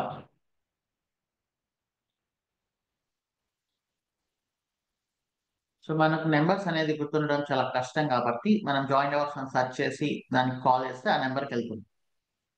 ఓకే, అండ్ లైక్ డిక్షనరీ, డిక్షనరీలో ఏంటి మీనింగ్స్ ఉంటాయి. సో ఒక it's like what is the word and equal to what is the meaning. So ఇదేంటి లైక్ కీ వాల్యూ పేర్ అన్నమాట. అంటే ఇది కీ, ఇది వాల్యూ, ఇది కీ, ఇది వాల్యూ, రైట్. బట్ కంప్యూటర్స్ అసలు కంప్యూటర్స్కి అర్థమయ్యేది ఏంటి?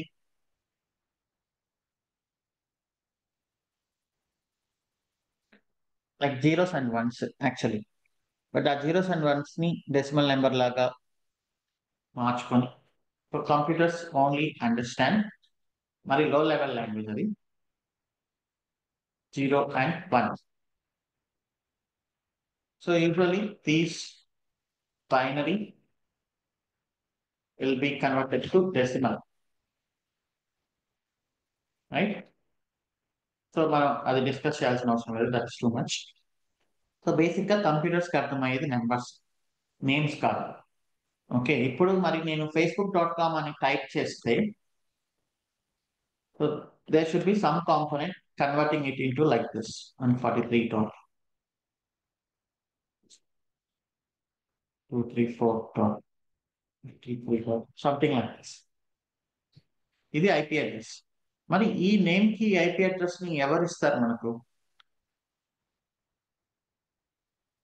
సో మీరు బ్రౌజర్ లో చేసే ప్రతి రిక్వెస్ట్ కి wrap.diagrams.net కి ఎవరో ఒకరు ఐపీ అడ్రస్ ఇస్తూ ఉంటారు ప్రతిసారి, నాట్ సింగిల్ టైం. నేను రిఫ్రెష్ కొట్టిన ప్రతిసారి మళ్ళీ మనకు ఐపీ అడ్రస్ అనేది వస్తుంది. సో అది ఎలా వస్తుంది అంటే that is domain name system.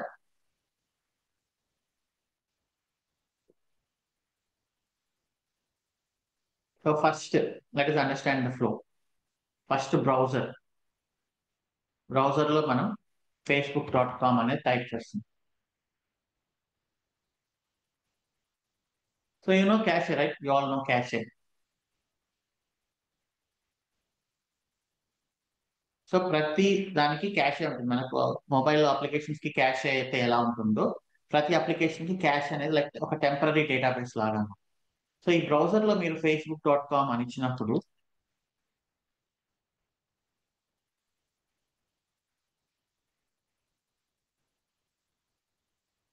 Okay, so ఇది ఒక క్యాషే అనేది చెక్ చేసుకుంటుంది, బ్రౌజర్ క్యాషే. సో ఇమాజిన్ కొత్త ల్యాప్టాప్ ఇప్పుడే వచ్చింది, ఇప్పుడే ఇన్స్టాల్ చేశాను బ్రౌజర్. సో క్యాష్లో ఏమి ఉండదు కదా, క్యాష్లో ఏమి ఉండదు కాబట్టి నెక్స్ట్ మరి ఎవరిస్తారు ఐపీ అడ్రస్? సో అప్లికేషన్ ఎవరిని అడుగుతుంది? ఇంకా ఓఎస్ని అడుగుతుంది.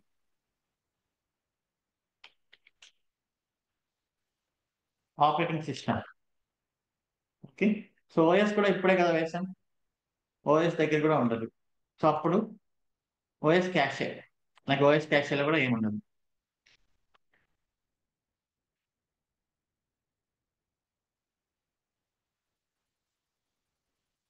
మీకు ఇంకెవరు ఇస్తారు?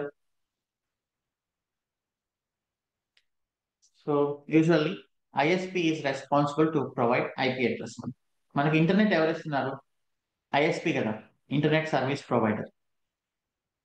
సో రిక్వెస్ట్ అనేది ఆబ్వియస్లీ ఐఎస్పి దగ్గరకు వెళ్తుంది, ఇంటర్నెట్ సర్వీస్ ప్రొవైడర్ దగ్గర. వాళ్ళ దగ్గర మనకు డిఎన్ఎస్ రిజాల్వర్ అనే కాంపోనెంట్ ఉంటుంది. DNS resolver is the component in ISP that is responsible to provide IP address.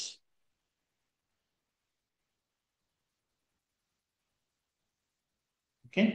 So ఇక్కడ నుంచి రిక్వెస్ట్ మనకు డిఎన్ఎస్ రిజాల్వర్ దగ్గరికి వెళ్తుంది.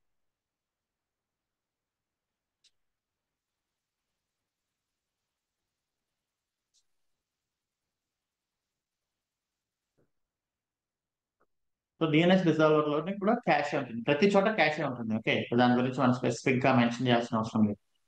సో డిఎన్ఎస్ రిజాల్వర్ దగ్గర కూడా లేదనుకున్నాం. ఫర్ ఎగ్జాంపుల్ కొత్త డొమైన్ ఇప్పుడే కదా మనం కొన్నాం, అందరి దగ్గర ఎలా వస్తుంది అప్పుడే. సో లేకపోతే అదేం చేస్తుంది? So there are something called root servers.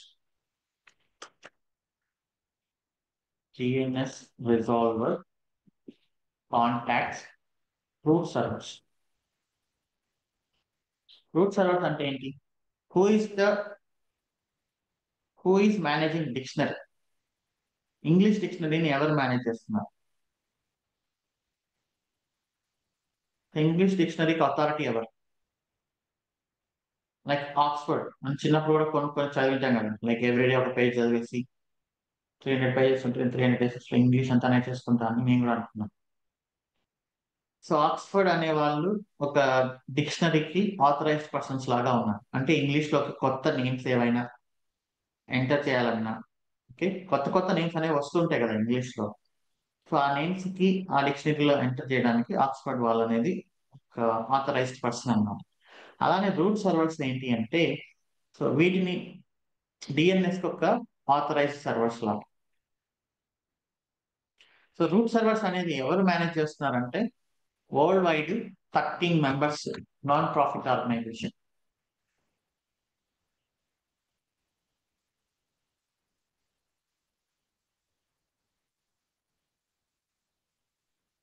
So ఇవి రూట్ సర్వర్స్ అంటే వీళ్ళు రెస్పాన్సిబుల్ అనమాట, డిఎన్ఎస్ మొత్తాన్ని మేనేజ్ చేయడానికి వీళ్ళ దగ్గర అథారిటీ ఉంది. సో అథారిటీ అనేది ఒక్కరికి ఇస్తే ప్రాబ్లం అవుతుంది కాబట్టి జనరల్ గా కమిటీస్ అనేది ఫామ్ చేస్తుంటారు. పార్లమెంట్ లో కానీ అసెంబ్లీలో కానీ కమిటీస్ ఎలా ఫామ్ చేస్తారు? న్యూట్రల్ గా ఉండే పర్సన్స్, అధికార పక్షం అని, ప్రతిపక్షం అని, జడ్జిలని, ఇట్లా ఒక కమిటీ అనేది ఫామ్ చేస్తారు జస్ట్ ఫర్ అథెంటిసిటీ. సో అలానే ఈ డిఎన్ఎస్ మొత్తాన్ని తీసుకెళ్లి ఒక చేతిలో పెట్టకుండా ఒక 13 డిఫరెంట్ డిఫరెంట్ ఇండివిజువల్ ఎంటిటీస్ కలిసి ఈ రూట్స్, ఈ ఐఏ అనే ఇంటర్నెట్ సైన్ మెంబర్స్ అథారిటీ అనేది ఒక ఫామ్ చేసుకొని, సో వీళ్ళు మేనేజ్ చేస్తారు అనమాట వరల్డ్ వైడ్ ఈ డిఎన్ఎస్ ని. సో ఏది ఎవరు మేనేజ్ చేస్తున్నారు? ఏ నుంచి ఎం వరకు 13 చెప్పాం కదా. సో ఈ ఏ అనే దాన్ని వారిసైన్ అనే కంపెనీ, బి అనే దాన్ని south California university, mostly US వాళ్ళే మేనేజ్ చేస్తున్నారు. సి అనే దాన్ని, డి అనే దాన్ని యూనివర్సిటీ ఆఫ్ మేరీల్యాండ్, నాసా కొన్ని మేనేజ్ చేస్తుంది. సో వీటిలో మోస్ట్లీ మనకు యుఎస్ నుంచి అనమాట. ఓకే. సో ఇది ఒక్కటే మేబీ జపాన్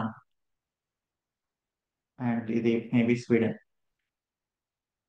ఓకే, బట్ ఏదైనా కానీ ఏ కంట్రీ అయినా కానివ్వండి, బట్ అన్ని ఇండిపెండెంట్ ఆర్గనైజేషన్ అనమాట. ఒక ట్రస్ట్ కోసం కెన్సే. సో ఇప్పుడు రిక్వెస్ట్ అనేది రూట్ సర్వర్స్ దగ్గరికి వెళ్తుంది. ఈ డిఎన్ఎస్ రిజాల్వర్ అనేది కాన్ఫిగర్ చేసి ఉంటుంది రూట్ సర్వర్స్ ని ఎలా కాంటాక్ట్ అవ్వాలి అని. సో 13 అంటే 13 కాదు, ఇవి 13 కంపెనీస్, 13 కంపెనీస్. మళ్ళీ వీటికి కింద చాలా లోడ్ బ్యాలెన్సింగ్ సర్వర్స్ ఉంటాయండి. You can see this. ప్రతి వరల్డ్ లో ప్రతి చోట ఉంటాయి ఇవి. ప్రతి కంట్రీలో ఉంటాయి ఆల్మోస్ట్. సో ఈ లొకేషన్ లో మొత్తం ఉన్నాయి. ఇండియాలో maybe there are two, Mumbai and Chennai. And ఇక్కడ కూడా ఒకటి ఉన్నట్లుంది, ఢిల్లీ.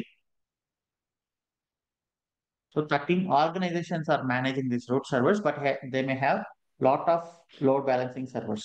ఓకే, మనం ఇక్కడ నుంచి టైప్ చేస్తున్నాం కాబట్టి మన నియరెస్ట్ ఏదైతే ఉందో అక్కడికి వెళ్తుంది అనమాట. అక్కడ ఉండే రూట్ సర్వర్ కి రిక్వెస్ట్ వెళ్తుంది. సో రిక్వెస్ట్ రూట్ సర్వర్ కి వెళ్ళిన తర్వాత,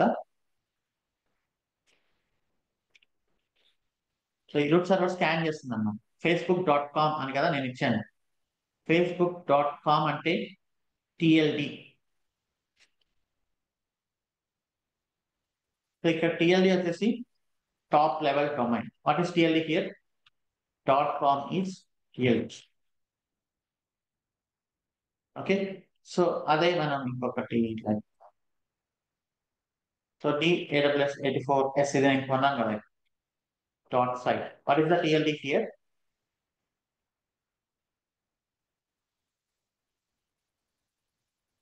.site. మీకు తెలిసిన కొన్ని TLDs చెప్పండి.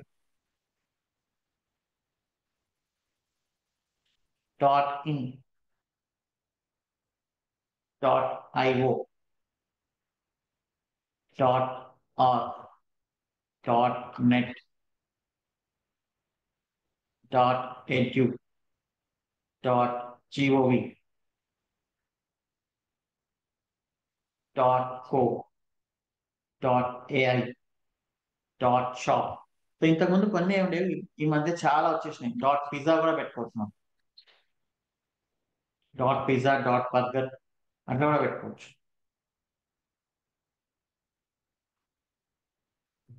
.space.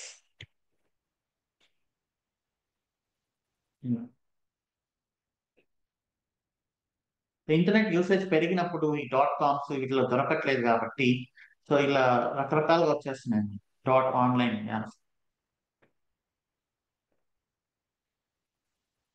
So this is business.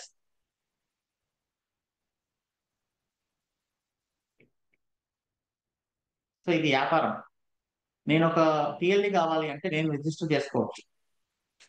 ఒకవేళ నేను పాపులర్ అయితే .శివ అనే పేరుతో నేను రిజిస్టర్ చేస్తాను. బట్ ఎవరి దగ్గర వెళ్ళి చేయాలి? నా అంతా నేను చేసుకోలేను కదా. సో మనం వెళ్ళి ఈ రూట్ సర్వర్స్ కి చెప్పాలి. వాళ్ళు మనకు ఒక టైం ఇస్తారు ఇయర్ లో, మీరు కొత్త టిఎల్డీస్ కోసం అప్లై చేసుకోవచ్చు అన్నప్పుడు మనం వెళ్ళి రూట్ సర్వర్స్ కి ఇన్ఫార్మ్ చేయాలి.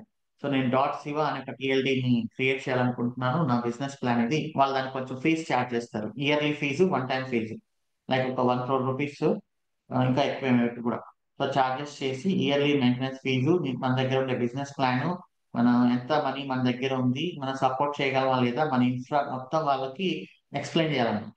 ఎక్స్ప్లెయిన్ చేస్తే వాళ్ళు ఓకే అంటారు. సో అన్ని కరెక్ట్ గా ఉంటే ఓకే అంటారు. బట్ టీఎల్ని స్టార్ట్ చేస్తే అయిపోతుందా? మరి మనకు మనీ ఎలా వస్తుంది? మీరు కొత్తగా ఒక ప్రోడక్ట్ తయారు చేశారు, ఆ ప్రోడక్ట్ తయారు చేస్తే సరిపోతుందా? దాన్ని ఎవరు అమ్మాలి? మనం అమ్మితే ఎన్ని అమ్ముతాం? మహా అంటే ఒక షాప్ పెట్టుకొని ఒకటో రెండో అమ్ముతాం. బట్ ఎవరు మనల్ని ఎక్కువ సెల్ చేయగలరు? లైక్ యూజువల్ గా అమెజాన్, ఫ్లిప్కార్ట్, లేకపోతే సప్లై చైన్ మేనేజ్మెంట్, అలా. సో ఇక్కడ మనకు ఎవరు మన డొమైన్ సెల్లర్స్, మన డొమైన్స్ ని సెల్ చేసేది ఎవరు?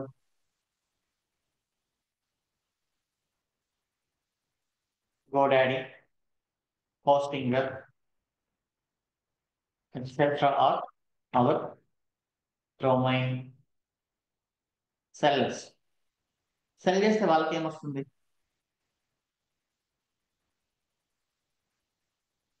సో కమిషన్ వస్తుంది కదా.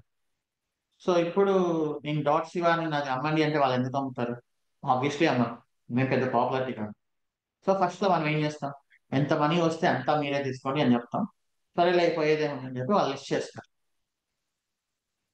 సో పాపులర్ అయ్యే కొద్దీ మనం ఏంటంటే వాళ్ళ కమిషన్ అనేది తగ్గించుకుంటూ వెళ్తాం, అంతే కదా. So that is any normal any business plan అలానే ఉంటుంది. ఓకే.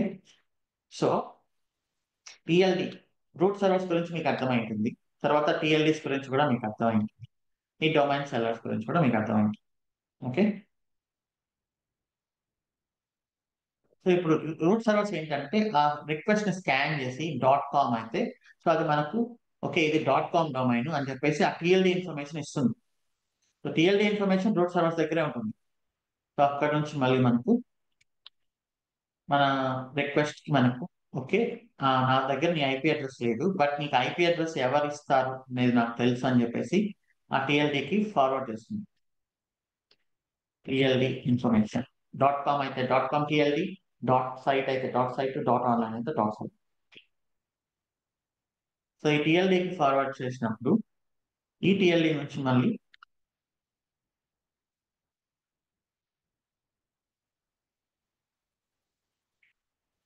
నేమ్ సర్వర్స్ అని ఉంటుంది. నేమ్ సర్వర్స్ అంటే ఏంటి అంటే ఇక్కడ నేను డొమైన్ కొన్నాను, బట్ ఈ డొమైన్ కి ఏదో ఒక ఐపీ అడ్రస్ నేను అటాచ్ చేయాలి కదా, ఏదో సర్వర్ అటాచ్ చేయాలి. So this is my domain daws84s.site. Now when I click manage, okay, so ఇక్కడ డిఎన్ఎస్ అండ్ నేమ్ సర్వర్స్ అని ఉంటుంది, ఇది క్లిక్ చేయండి. ఇక్కడ ఐపీ అడ్రస్ ఇవ్వాలి. నేను ఈ డొమైన్ ని ఏ ఐపీ అడ్రస్ కి ఇవ్వాలి అనేది ఇక్కడ మెన్షన్ చేయాలి. ఓకే.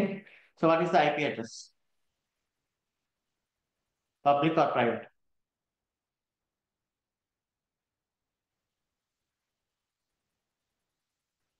సో ఈ పబ్లిక్ ఐపీ అడ్రస్ ని తీసుకెళ్ళి నేను ఇక్కడ ఒక రికార్డ్ అనేది క్రియేట్ చేసి, there are types of records. A record,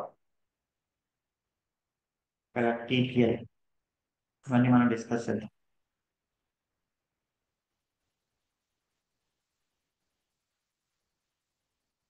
okay, ఇక్కడ నేను రికార్డ్ క్రియేట్ చేసాను. సో టైప్స్ ఆఫ్ రికార్డ్స్ అనేది మనకు ఉంది. ఏ రికార్డ్ అంటే ఐపీ అడ్రస్. సినేమ్ రికార్డ్ అంటే points to another domain.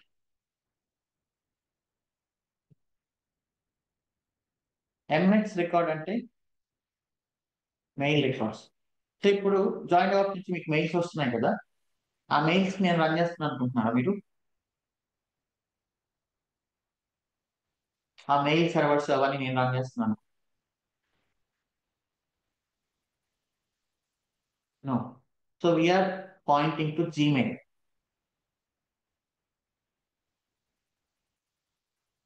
So మనం జీమెయిల్ యొక్క మెయిల్ సిస్టమ్ కి పాయింట్ చేస్తాం, దట్ ఈస్ త్రూ ఎంఎక్స్. ఇప్పుడు info@joindevops.com నుంచి మీకు మెయిల్ వస్తుంది అంటే ఆ జాయిన్ డెవాప్స్ లో ఎంఎక్స్ రికార్డ్స్ నేను జీమెయిల్ కి పాయింట్ చేస్తున్నాను. అండ్ టిఎక్స్టి రికార్డ్ అని ఉంటుంది, ఇది డొమైన్ వెరిఫికేషన్ కోసం యూజ్ చేస్తాం. వీటి టైప్స్ ఆఫ్ రికార్డ్స్ మనకు జనరల్. ఇప్పుడు నేను ఇక్కడ ఈ వెబ్సైట్ కొన్న డొమైన్ కొన్న తర్వాత నేను ఒక ఏ రికార్డ్ క్రియేట్ చేసి నా ఐపీ అడ్రస్ యాడ్ చేసి ఇక్కడ నేను అప్డేట్ కొడితే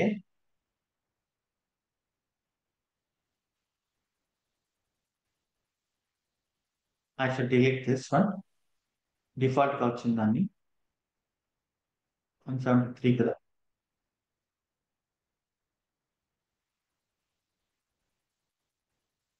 ఓకే. సో ఇప్పుడు ఈ రికార్డ్ ని ఎక్కడ ఉండాలి? డొమైన్ రిజిస్టర్ యొక్క రెస్పాన్సిబిలిటీ ఏంటి? Responsibility is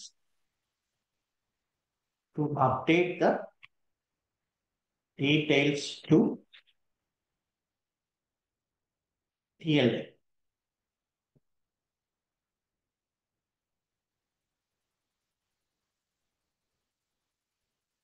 okay. సో మనం ఏ చేంజెస్ చేసినా ఈ చేంజెస్ ని డొమైన్ రిజిస్టర్ టిఎల్డికి అప్డేట్ చేయాలన్నమాట. బ్యాక్గ్రౌండ్ లో వాళ్ళు అప్డేట్ చేస్తూ ఉంటారు. So those are type of records and there is something called name servers. మీరు మనం ఒక ఎయిర్టెల్ సిమ్ కొంటాము, ఎయిర్టెల్ తోనే ఉండాలనే ఏమైనా రూల్ ఉందా?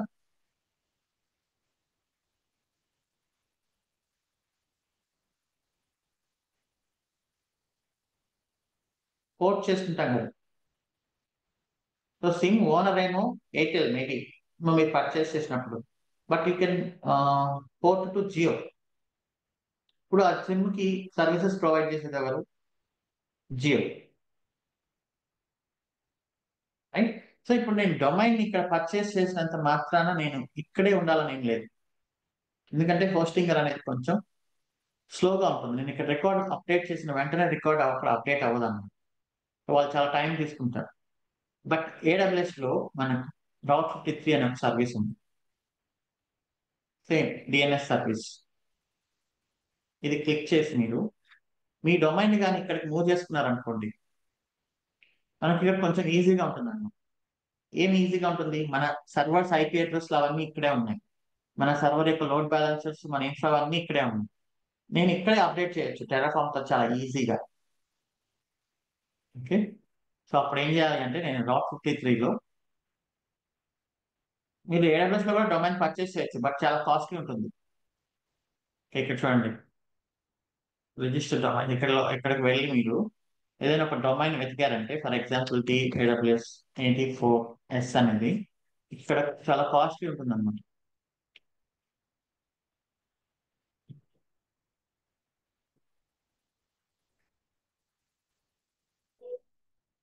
సో ఇక్కడ మినిమం కాస్ట్ మనకు $14 ఉంది. ఓకే.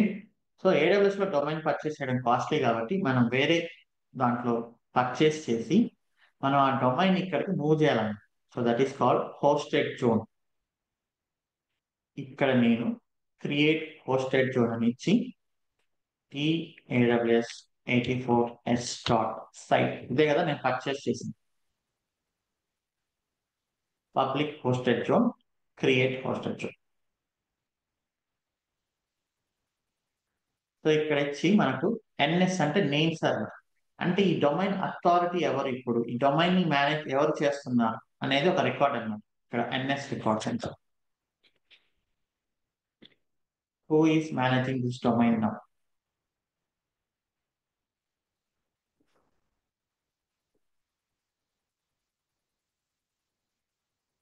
ఇక్కడ నేమ్ సర్వర్స్ వస్తాయి కదా, ఈ నేమ్ సర్వర్స్ తీసుకెళ్ళి నేను ఈ హోస్టింగర్ లో అప్డేట్ చేయాలి. అంటే హోస్టింగర్ ఇన్ఫార్మ్ చేస్తున్నాను.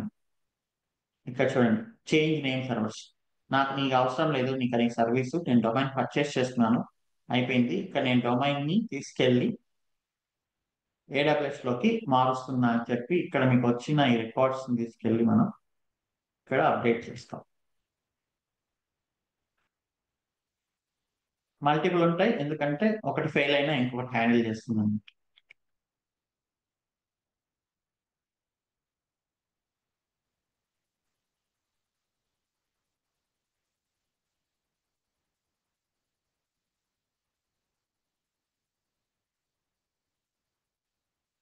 So name servers change. ఇప్పుడు ఈ డొమైన్ రిజిస్టర్ ఎవరికి ఎవరికి అప్డేట్ చేయాలి డీటెయిల్స్ అని?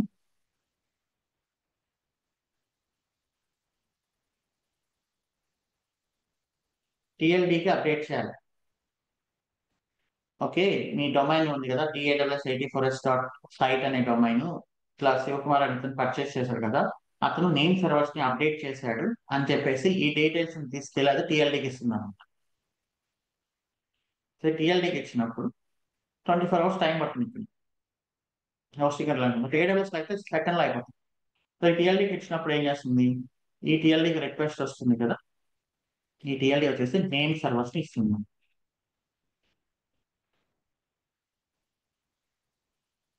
ఆ టిఎల్డి దగ్గర నేమ్ సర్వర్స్ ఉంటాయి, అంటే ఎవరు ఈ డొమైన్ ని మేనేజ్ చేస్తారు.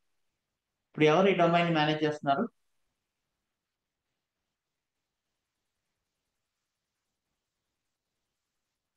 ఏడబ్ల్యూఎస్. సో అప్పుడు నేను ఇక్కడ వచ్చి ఒక రికార్డ్ క్రియేట్ చేస్తాను. నేను ఏ టైప్ ఆఫ్ రికార్డ్ క్రియేట్ చేయాలి? Simple routing. A type of record create చేయాలి? ఐపీ అడ్రస్ కాబట్టి టైప్ ఏ. ఓకే. టీటీఎల్ అంటే టైం టు లివ్ అన్నమాట. అంటే ఇప్పుడు నేను కంటిన్యూస్ గా Facebook.com ని బ్రౌజ్ చేస్తున్నాను. ఇప్పుడు టీటీఎల్ కానీ ఒక 1 అవర్ ఉందనుకోండి. 1 అవర్ అంటే మీనింగ్ ఏంటి? ఈ క్యాషేలో మీ డీటెయిల్స్ అన్ని 1 అవర్ వరకు ఉంటాయి.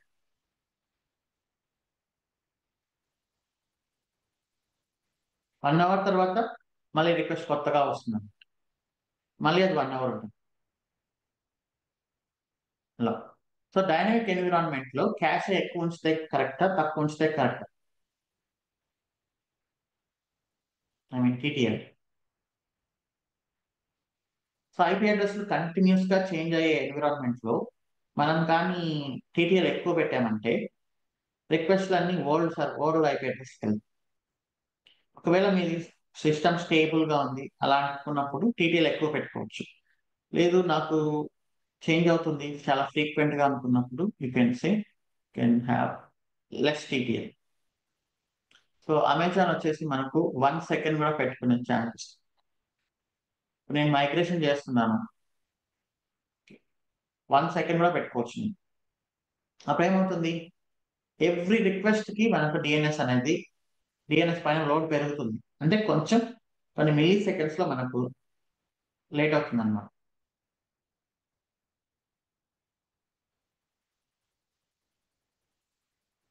ఓకే. సో ఇప్పుడు నేమ్ సర్వర్స్ దగ్గరకు రిక్వెస్ట్ వచ్చిన తర్వాత ఈ నేమ్ సర్వర్స్ మనకు ఐపీ అడ్రస్ ని ప్రొవైడ్ చేస్తాయి.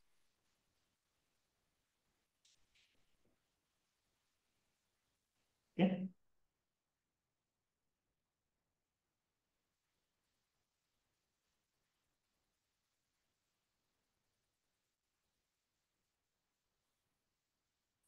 So is it clear? ఇది కొంచెం ఎక్స్టెండ్ అయింది, ఆ, మధ్యలో ఆపలేం కాబట్టి this is little bit extend. So దీని గురించి రేపు మళ్ళీ ఒకసారి రీక్యాప్ చేసుకుందాం. మీరు హౌ డిఎన్ఎస్ వర్క్స్ అని టైప్ చేస్తే ఒక ఫన్నీ వెబ్సైట్ వస్తుంది, how DNS dot work. So ఒకసారి ఇది కూడా చూడండి. ఇప్పుడు నేను ఏదైతే చెప్పానో వాళ్ళకి కొంచెం ఫనీగా, బట్ నేను ఇంకా డీటెయిల్ గా రోడ్ సర్వర్స్ గురించి టిఎల్డి గురించి అదంతా చెప్పాను. ఇక్కడ కొంచెం కామిక్ వేలో ఉంటుంది. సో ఒకసారి ఇది చూడండి, how DNS dot works.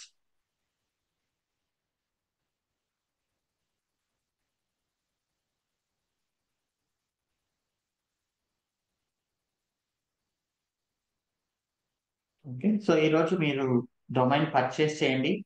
Purchase చేసిన తర్వాత ఇప్పుడు మనం ఇప్పుడే కదా అప్డేట్ చేసింది, కొంచెం టైం పడుతుంది మనకు ఈ రికార్డ్స్ ఇవన్నీ అప్డేట్ అవ్వడానికి. DAWS 84S డాట్ స్టైల్ కొన్నిసార్లు 1 అవర్ లో కూడా. ఓ, హోస్టింగ్ కూడా కొంచెం fast.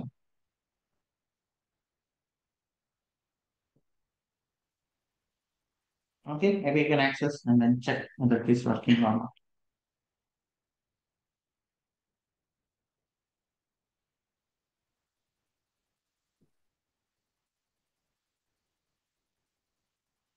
Okay, so I can stop till here today.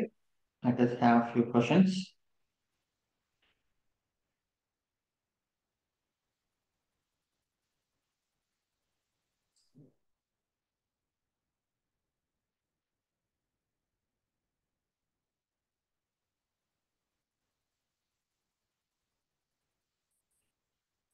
Let us have a few questions. Surya. Hi అన్న. Like Hi. ఇప్పుడు డిఎన్ఎస్ పర్చేస్ చేసేటప్పుడు మనం పబ్లిక్ ఐపీ మెన్షన్ చేసాం కదా, Mm. ఆ సర్వర్ డిలీట్ చేయకుండా అలాగే ఉంచారా? So every time server create చేసి every time No, DNS delete update. చేయాలి. Delete చేయాలి. మనం ప్రాక్టీస్ కదా. So you should delete. Okay, delete delete చేసి చేసిన తర్వాత ప్రతిసారి. కొత్త ఐపీ అడ్రస్ వస్తుంది, మళ్ళీ ఇక్కడ అప్డేట్ చేయాలి. Okay. Okay. Okay, thanks. So ఈ రాక్ 53 మనకు ఫ్రీ ట్రయల్ లోనే ఉంది. నో వరీస్, పెద్ద కాస్ట్ ఏం పడదు. ఒకవేళ మాక్సిమం పడితే ఒక $50 అలా పడుతుంది per month.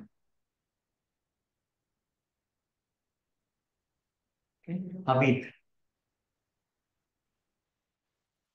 Hello. Yeah hi. Sir first ఇప్పుడు మనము ఒక సర్వర్ని క్రియేట్ చేశాం కదా సార్ మామూలుగా. అదే డెవాప్స్ ప్రాక్టీస్ అని ఏఎంఐ క్రియేట్ చేశాం కదా సార్. అది పాస్వర్డ్ వచ్చేసి ఇది ఆటోమేటిక్గా ట్రిగర్డా లేకపోతే మనం ఏమైనా క్రియేట్ చేయాలి దానికి? ఆటోమేటిక్ గా కాన్ఫిగర్ చేస్తున్నాం DevOps 321. Okay sir. ఇంకొక క్వశ్చన్ వచ్చేసి ఇప్పుడు మనము ఏడబ్ల్యూఎస్ వాడుతున్నాం కదా సార్ అకౌంట్.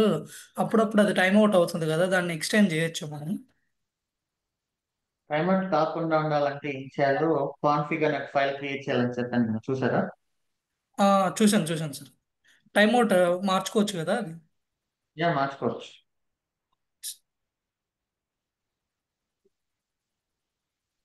అంతే sir. Thank you sir. Okay. Pradeep. Yeah hi sure bro. ఇది నేమ్ సర్వర్స్ గురించి చెప్పారు కదా ఇప్పుడే. మనకి జనరేట్ అవుతుంటుంది అండ్ ఒక ఫోర్ ఫోర్ వచ్చాయి. ఒకటి డౌన్ అయినా ఇంకొకటి మనకి వెబ్సైట్ అప్ అండ్ రన్నింగ్ పెడుతుంది కదా. Yeah right. For example like movie rules website change అవుతూ ఉంటుంది కదా మనకి, అది నేమ్ సర్వరేనా? వెబ్సైట్ నేమే చేంజ్ అవుతుంది కదా అక్కడ. యా. సో వెబ్సైట్ నేమ్ కొన్నిసార్లు ఎలా ఉంటుంది, movie rules dot something different different గా ఉంటుంది కదా. అవును అవును. సో ఆ డిఫరెంట్ డిఫరెంట్ డొమైన్స్ పర్చేస్ చేస్తూ ఉంటారు. బట్ సెర్చ్ లో ఎక్కువ మంది సెర్చ్ లో వచ్చేలాగా వాళ్ళు చేస్తారు అనమాట స్టార్టింగ్. యా యా అవును. ఇప్పుడు ఐబొమ్మ అని కొడితే ఐబొమ్మ డాట్ సైట్ అని, ఐబొమ్మ డాట్ కామ్ అని, డిఫరెంట్ డిఫరెంట్ ఉంటాయి. రైట్. వాళ్ళు వర్చువల్ సర్వర్స్ ఎక్కడెక్కడో క్రియేట్ చేసి చేంజెస్ చేస్తూ ఉంటారు. ఓకే. బట్ అంటే నేమ్ సర్వర్‌కి ఎలా రిలేట్ అవుతుంది ఇక్కడ? అంటే చేంజ్ అవ్వకుండా ఉంటుందా? నాకు అది అర్థం వాళ్ళు కాలేదు. డిఫరెంట్ కంప్లీట్ డిఫరెంట్ డొమైన్ అంటే కంప్లీట్లీ డిఫరెంట్. వాళ్ళ వెబ్ సర్వర్ ఉంటుంది కదా, మేబీ ఆ! డొమైన్ నేమ్ ఒక్కటి చేంజ్ అవుతుంది. ఓకే. ఆ డొమైన్ నేమ్ కి తీసుకెళ్లి ఈ ఐపీ అడ్రస్ పెట్టేస్తారు. ఆ! ఓకే. కొత్త ఓకే. ఒక ఓకే. డొమైన్ పర్చేస్ చేశారనుకోండి, రైట్. పాత రైట్. రైట్. డొమైన్ లో ఉండే ఐపీ అడ్రస్ ని తీసేసి, హ్మ్. ఒకవేళ ఉంచిన నో ప్రాబ్లం, ఈ ఐపీ అడ్రస్ వెళ్ళి అక్కడ అప్డేట్ చేస్తారనమాట. ఇప్పుడు ఈ సర్వర్ ఓకే. ఉంది, ఈ సర్వర్ లో వాళ్ళ కంటెంట్ మొత్తం ఉంది. ఓకే, ఇది హ్మ్. ఎక్కడో యాహ్! లైక్ ఆఫ్ఘనిస్తాన్ ఇంకెక్కడో ఉందనుకుంటా అక్కడ. యాహ్! హ్మ్. సో ఈ సర్వర్ యొక్క ఐపీ అడ్రస్ ని వాళ్ళు కొత్తగా పర్చేస్ చేసిన డొమైన్ కి అప్డేట్ చేస్తూ ఉంటారు. Okay. Okay. Yeah! Okay. Yeah! And ఇంకోటి మనకి ఇందాక నేమ్ సర్వర్‌లో లాస్ట్‌కి డాట్ అని వచ్చింది. మీరు అది కాపీ చేయలేదు. ఏదైనా స్పెసిఫిక్ రీజన్ ఉందా? అవసరం లేదు, అది జస్ట్ అక్కడ చూపిస్తారు, మన డాట్స్ కాపీ చేయాల్సిన అవసరం లేదు లాస్ట్. చే ఓకే. అండ్ థర్డ్ క్వెషన్ వచ్చేసి మనకి టీటీఎల్ టైమ్ టు లివ్ అనేది can we see like or no any e-commerce website like Amazon dot com మనం అట్లా వేరేది చూడవచ్చు. ఏదైనా చూసుకోవచ్చా? TTL online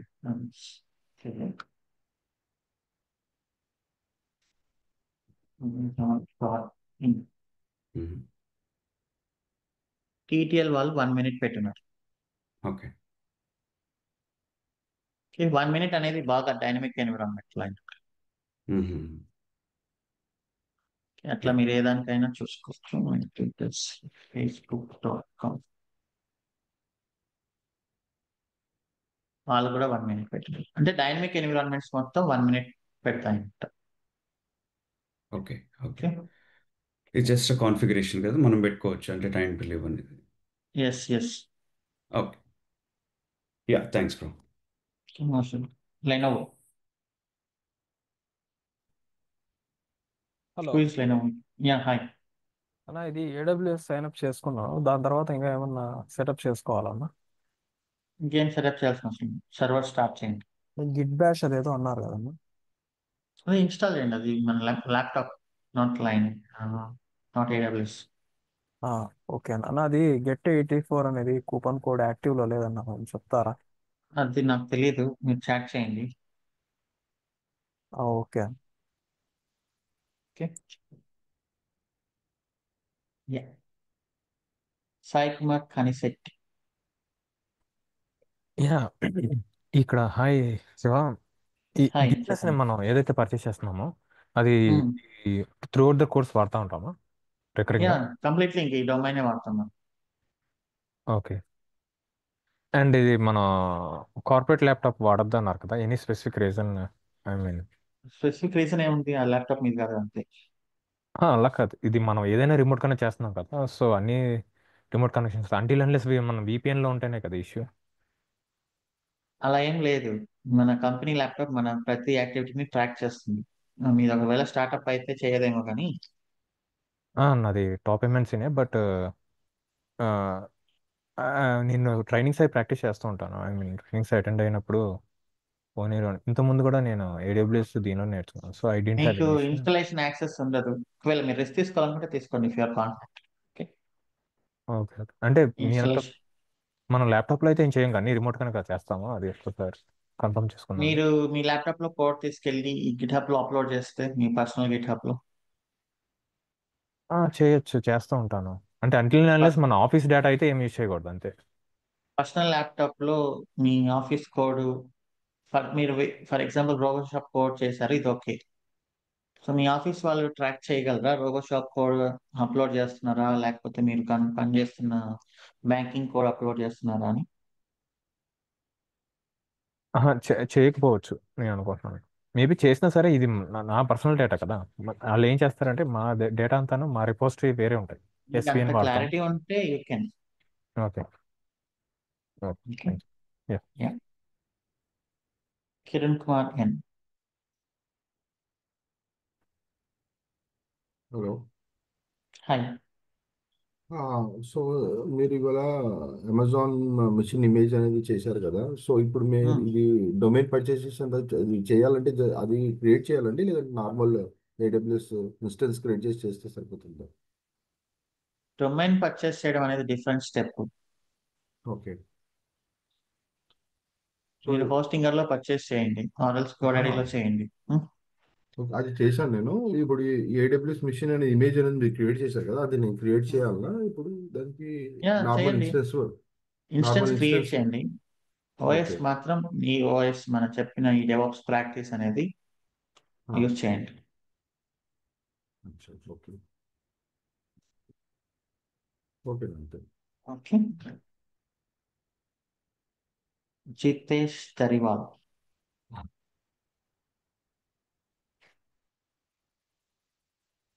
Jitesh Tariwal. Murali Rajavaram. Hello. Yeah, hi. Hi Shiv Kumar, good morning. Good morning. Good actually morning. చెప్పండి.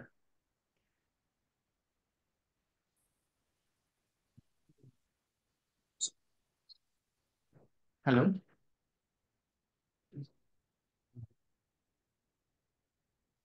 యా, చెప్పండి. నా వాయిస్ క్లియర్ ఉందండి. ఇప్పుడు వినిపిస్తుంది, చెప్పండి. సో యాక్చువల్లీ నేను 9 years నుంచి L2 అప్లికేషన్స్ వర్క్ చేస్తున్నాను. సో మీ వాయిస్ క్లారిటీగా లేదు. You can type. టైప్ చేయండి, నేను చూస్తాను. ఎస్ మురళి. శివ గారు. So yeah, hi.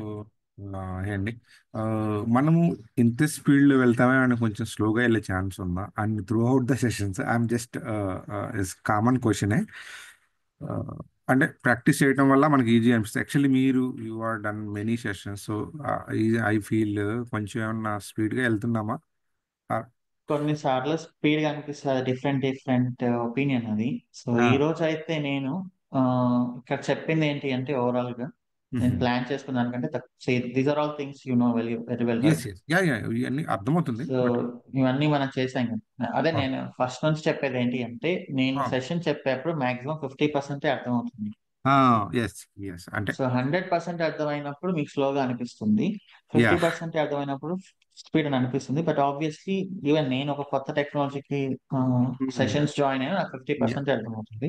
Yes sir. But మీకు ఎప్పుడు ఫాస్ట్ గా అనిపించదు అంటే, మళ్ళీ మీరు రికార్డింగ్ ఓపెన్ చేసి చూసి యా ప్రాక్టీస్ చేసినప్పుడు you will get clear. Confidence, yes yes, yeah it's everything. ఎంత ఎక్స్పీరియన్స్ ఉన్నా అది కొత్తగా వెళ్ళినప్పుడు మనకు బౌన్సింగ్ అవుతా ఉంటుంది. That's I'm feeling that. Okay, so miss, this is the moderate speed that where you continue all the sessions, right? Yes.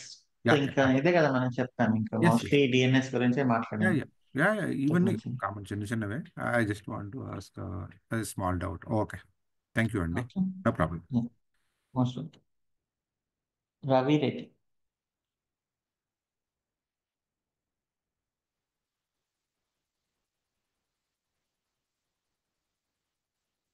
Ravi Reddy, yeah hi Ravi Reddy చెప్పండి.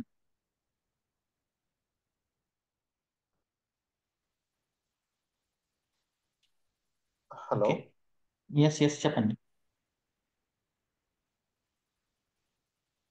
Hello అని తప్ప మిగతా Surekha Bandaru. Hello. Yes Surekha Bandaru.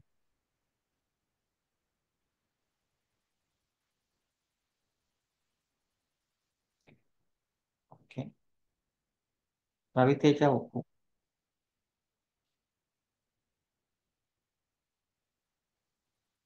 Raviteja you can unmute. Hello. Hello, yes yeah. Okay. Hi Raviteja చెప్పండి. Actually నాది big bash కంటిన్యూస్గా disconnect అయిపోతుంది అన్న. ఒకసారి నాకు ఆ పాత్ ఆ కన్ఫిగ్ ఫైల్ ఎలా యాడ్ చేయాలో ఒకసారి చూపిస్తాను. హిట్ బ్యాష్ కంటిన్యూస్ గా ఏడబ్ల్యూఎస్ సర్వర్ కనెక్ట్ అవుతుంది కదా అన్నమాట త్రూ బిగ్ బ్యాష్తో. అది డిస్కనెక్ట్ అవుతుంది కంటిన్యూస్గా. నేను ఆల్రెడీ కన్ఫిగ్ ఫైల్ కూడా యాడ్ చేశాను మీరు చెప్పినట్టు. Okay, users domain but config లో ఇంకొకటి చేయాలి. మీరు కాన్ఫిగ్ డాట్ టెక్స్ట్ అని ఉందా, అట్లా ఉండకూడదు, జస్ట్ కాన్ఫిగ్ అని ఉండాలి. సో ఇక్కడ వ్యూ లోపలికి వెళ్ళి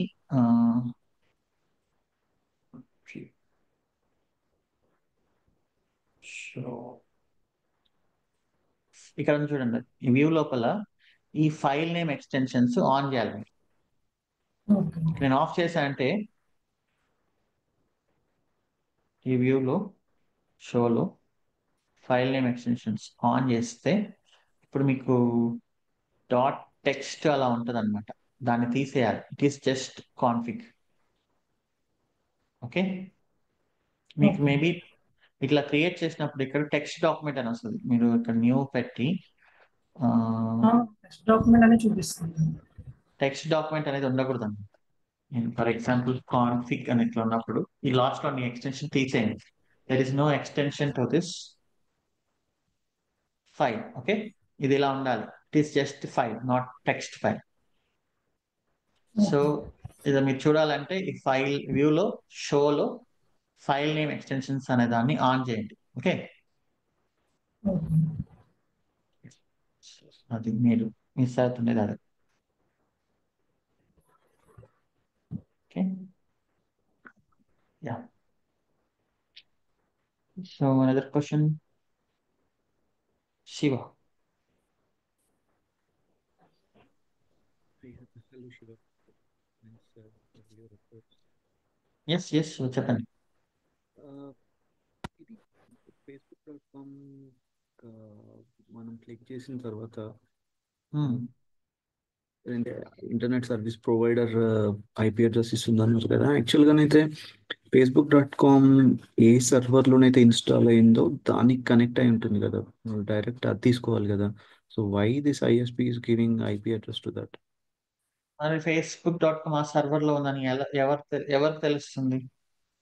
అంటే ఎక్కడ ఉంటుంది facebook.com ఆ ఐపీ అడ్రస్ కి మ్యాప్ అయింది అని ఎవరు చెప్తారు? ఓకే ఓకే సో ఎవరో ఒకరు చెప్పాలి కదా. ఇప్పుడు డొమైన్ నేమ్ ఒక సర్వర్ కి మ్యాప్ అయింది అనేది ఎవరో ఒకరు మనకు చెప్పాలి. ఆ చెప్పే కాంపోనెంట్ ఈ డిఎన్ఎస్ రిజాల్వర్. ఈ DNS resolver is responsible to contact route servers. అక్కడ నుంచి టిఎల్డి ఇన్ఫర్మేషన్ తీసుకొని ఆ టిఎల్డి దగ్గర ఎవరు మేనేజ్ చేస్తున్నారు ఈ డొమైన్ అనేది తీసుకొని ఆ నేమ్ సర్వర్స్ ని హిట్ చేస్తే అప్పుడు మనకు వస్తాయి. ఓకే సో ఎవ్రీ టైం ఇప్పుడు మనము సైట్ ఇచ్చినప్పుడు అది డిఫాల్ట్గా డిఎన్ఎస్ అక్కడికి వెళ్ళి మనకు ఇస్తుంది అంతే కదా? యా, సో ప్రతిసారి ఒకవేళ మీరు టీటీఎల్ 1 సెకండ్ పెట్టారనుకోండి, facebook.com 1 minute కదా ఉంది. సో 1 minute తర్వాత రిక్వెస్ట్ మళ్ళీ వెళ్తుంది అనమాట, మళ్ళీ ఇదంతా జరుగుతుంది. Okay okay okay okay okay okay అండి, థ్యాంక్స్. శివ గారు, రవి అండి. రవి చెప్పండి. శివ గారు, మనం ఇప్పుడు చేసే ప్రాక్టీస్, ఐ మీన్ క్లాసెస్, ఇప్పుడు మనం కన్సోల్ త్రూ చేస్తున్నాం కదా. సో ఇన్ ఫ్యూచర్ మనం ఇన్ఫ్రాస్ట్రక్చర్ యాజ్ కోడ్ త్రూ కూడా చేస్తామా? కంప్లీట్లీ అదే చేస్తాం. ఓకే, అదే అదే అదే ఉండే. చాలా డీప్ గా చేస్తాం. Okay, thank you. Hello, yes. Hi Shiva. ఇది హాయ్ చెప్పండి. ఆ పోర్ట్స్ ఎనేబుల్ చేసేటప్పుడు మనం కస్టమ్ పోర్ట్ కూడా పెట్టుకోవచ్చు అన్నారు కదా. సో అది ఆ స్టెప్ ఒకసారి చెప్తారా? నార్మల్ గా డిఫాల్ట్ పోర్ట్స్ అంటే అది సెక్యూరిటీ ఇష్యూస్ కదా.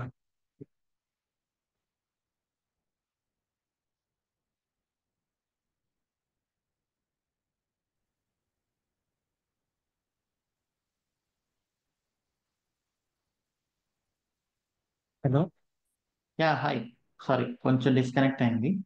సో అక్కడ ఏం లేదు, ఐటీ నెంబర్ తీసేసి మీరు వేరే పోర్ట్ వేసుకొని రీస్టార్ట్ కొట్టడం. ఓకే.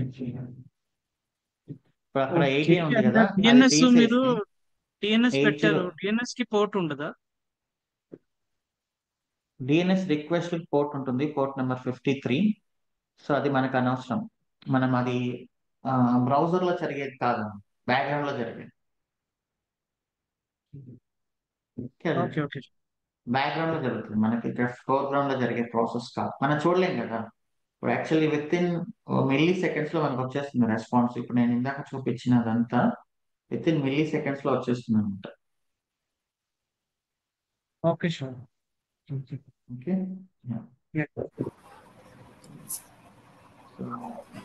Hi.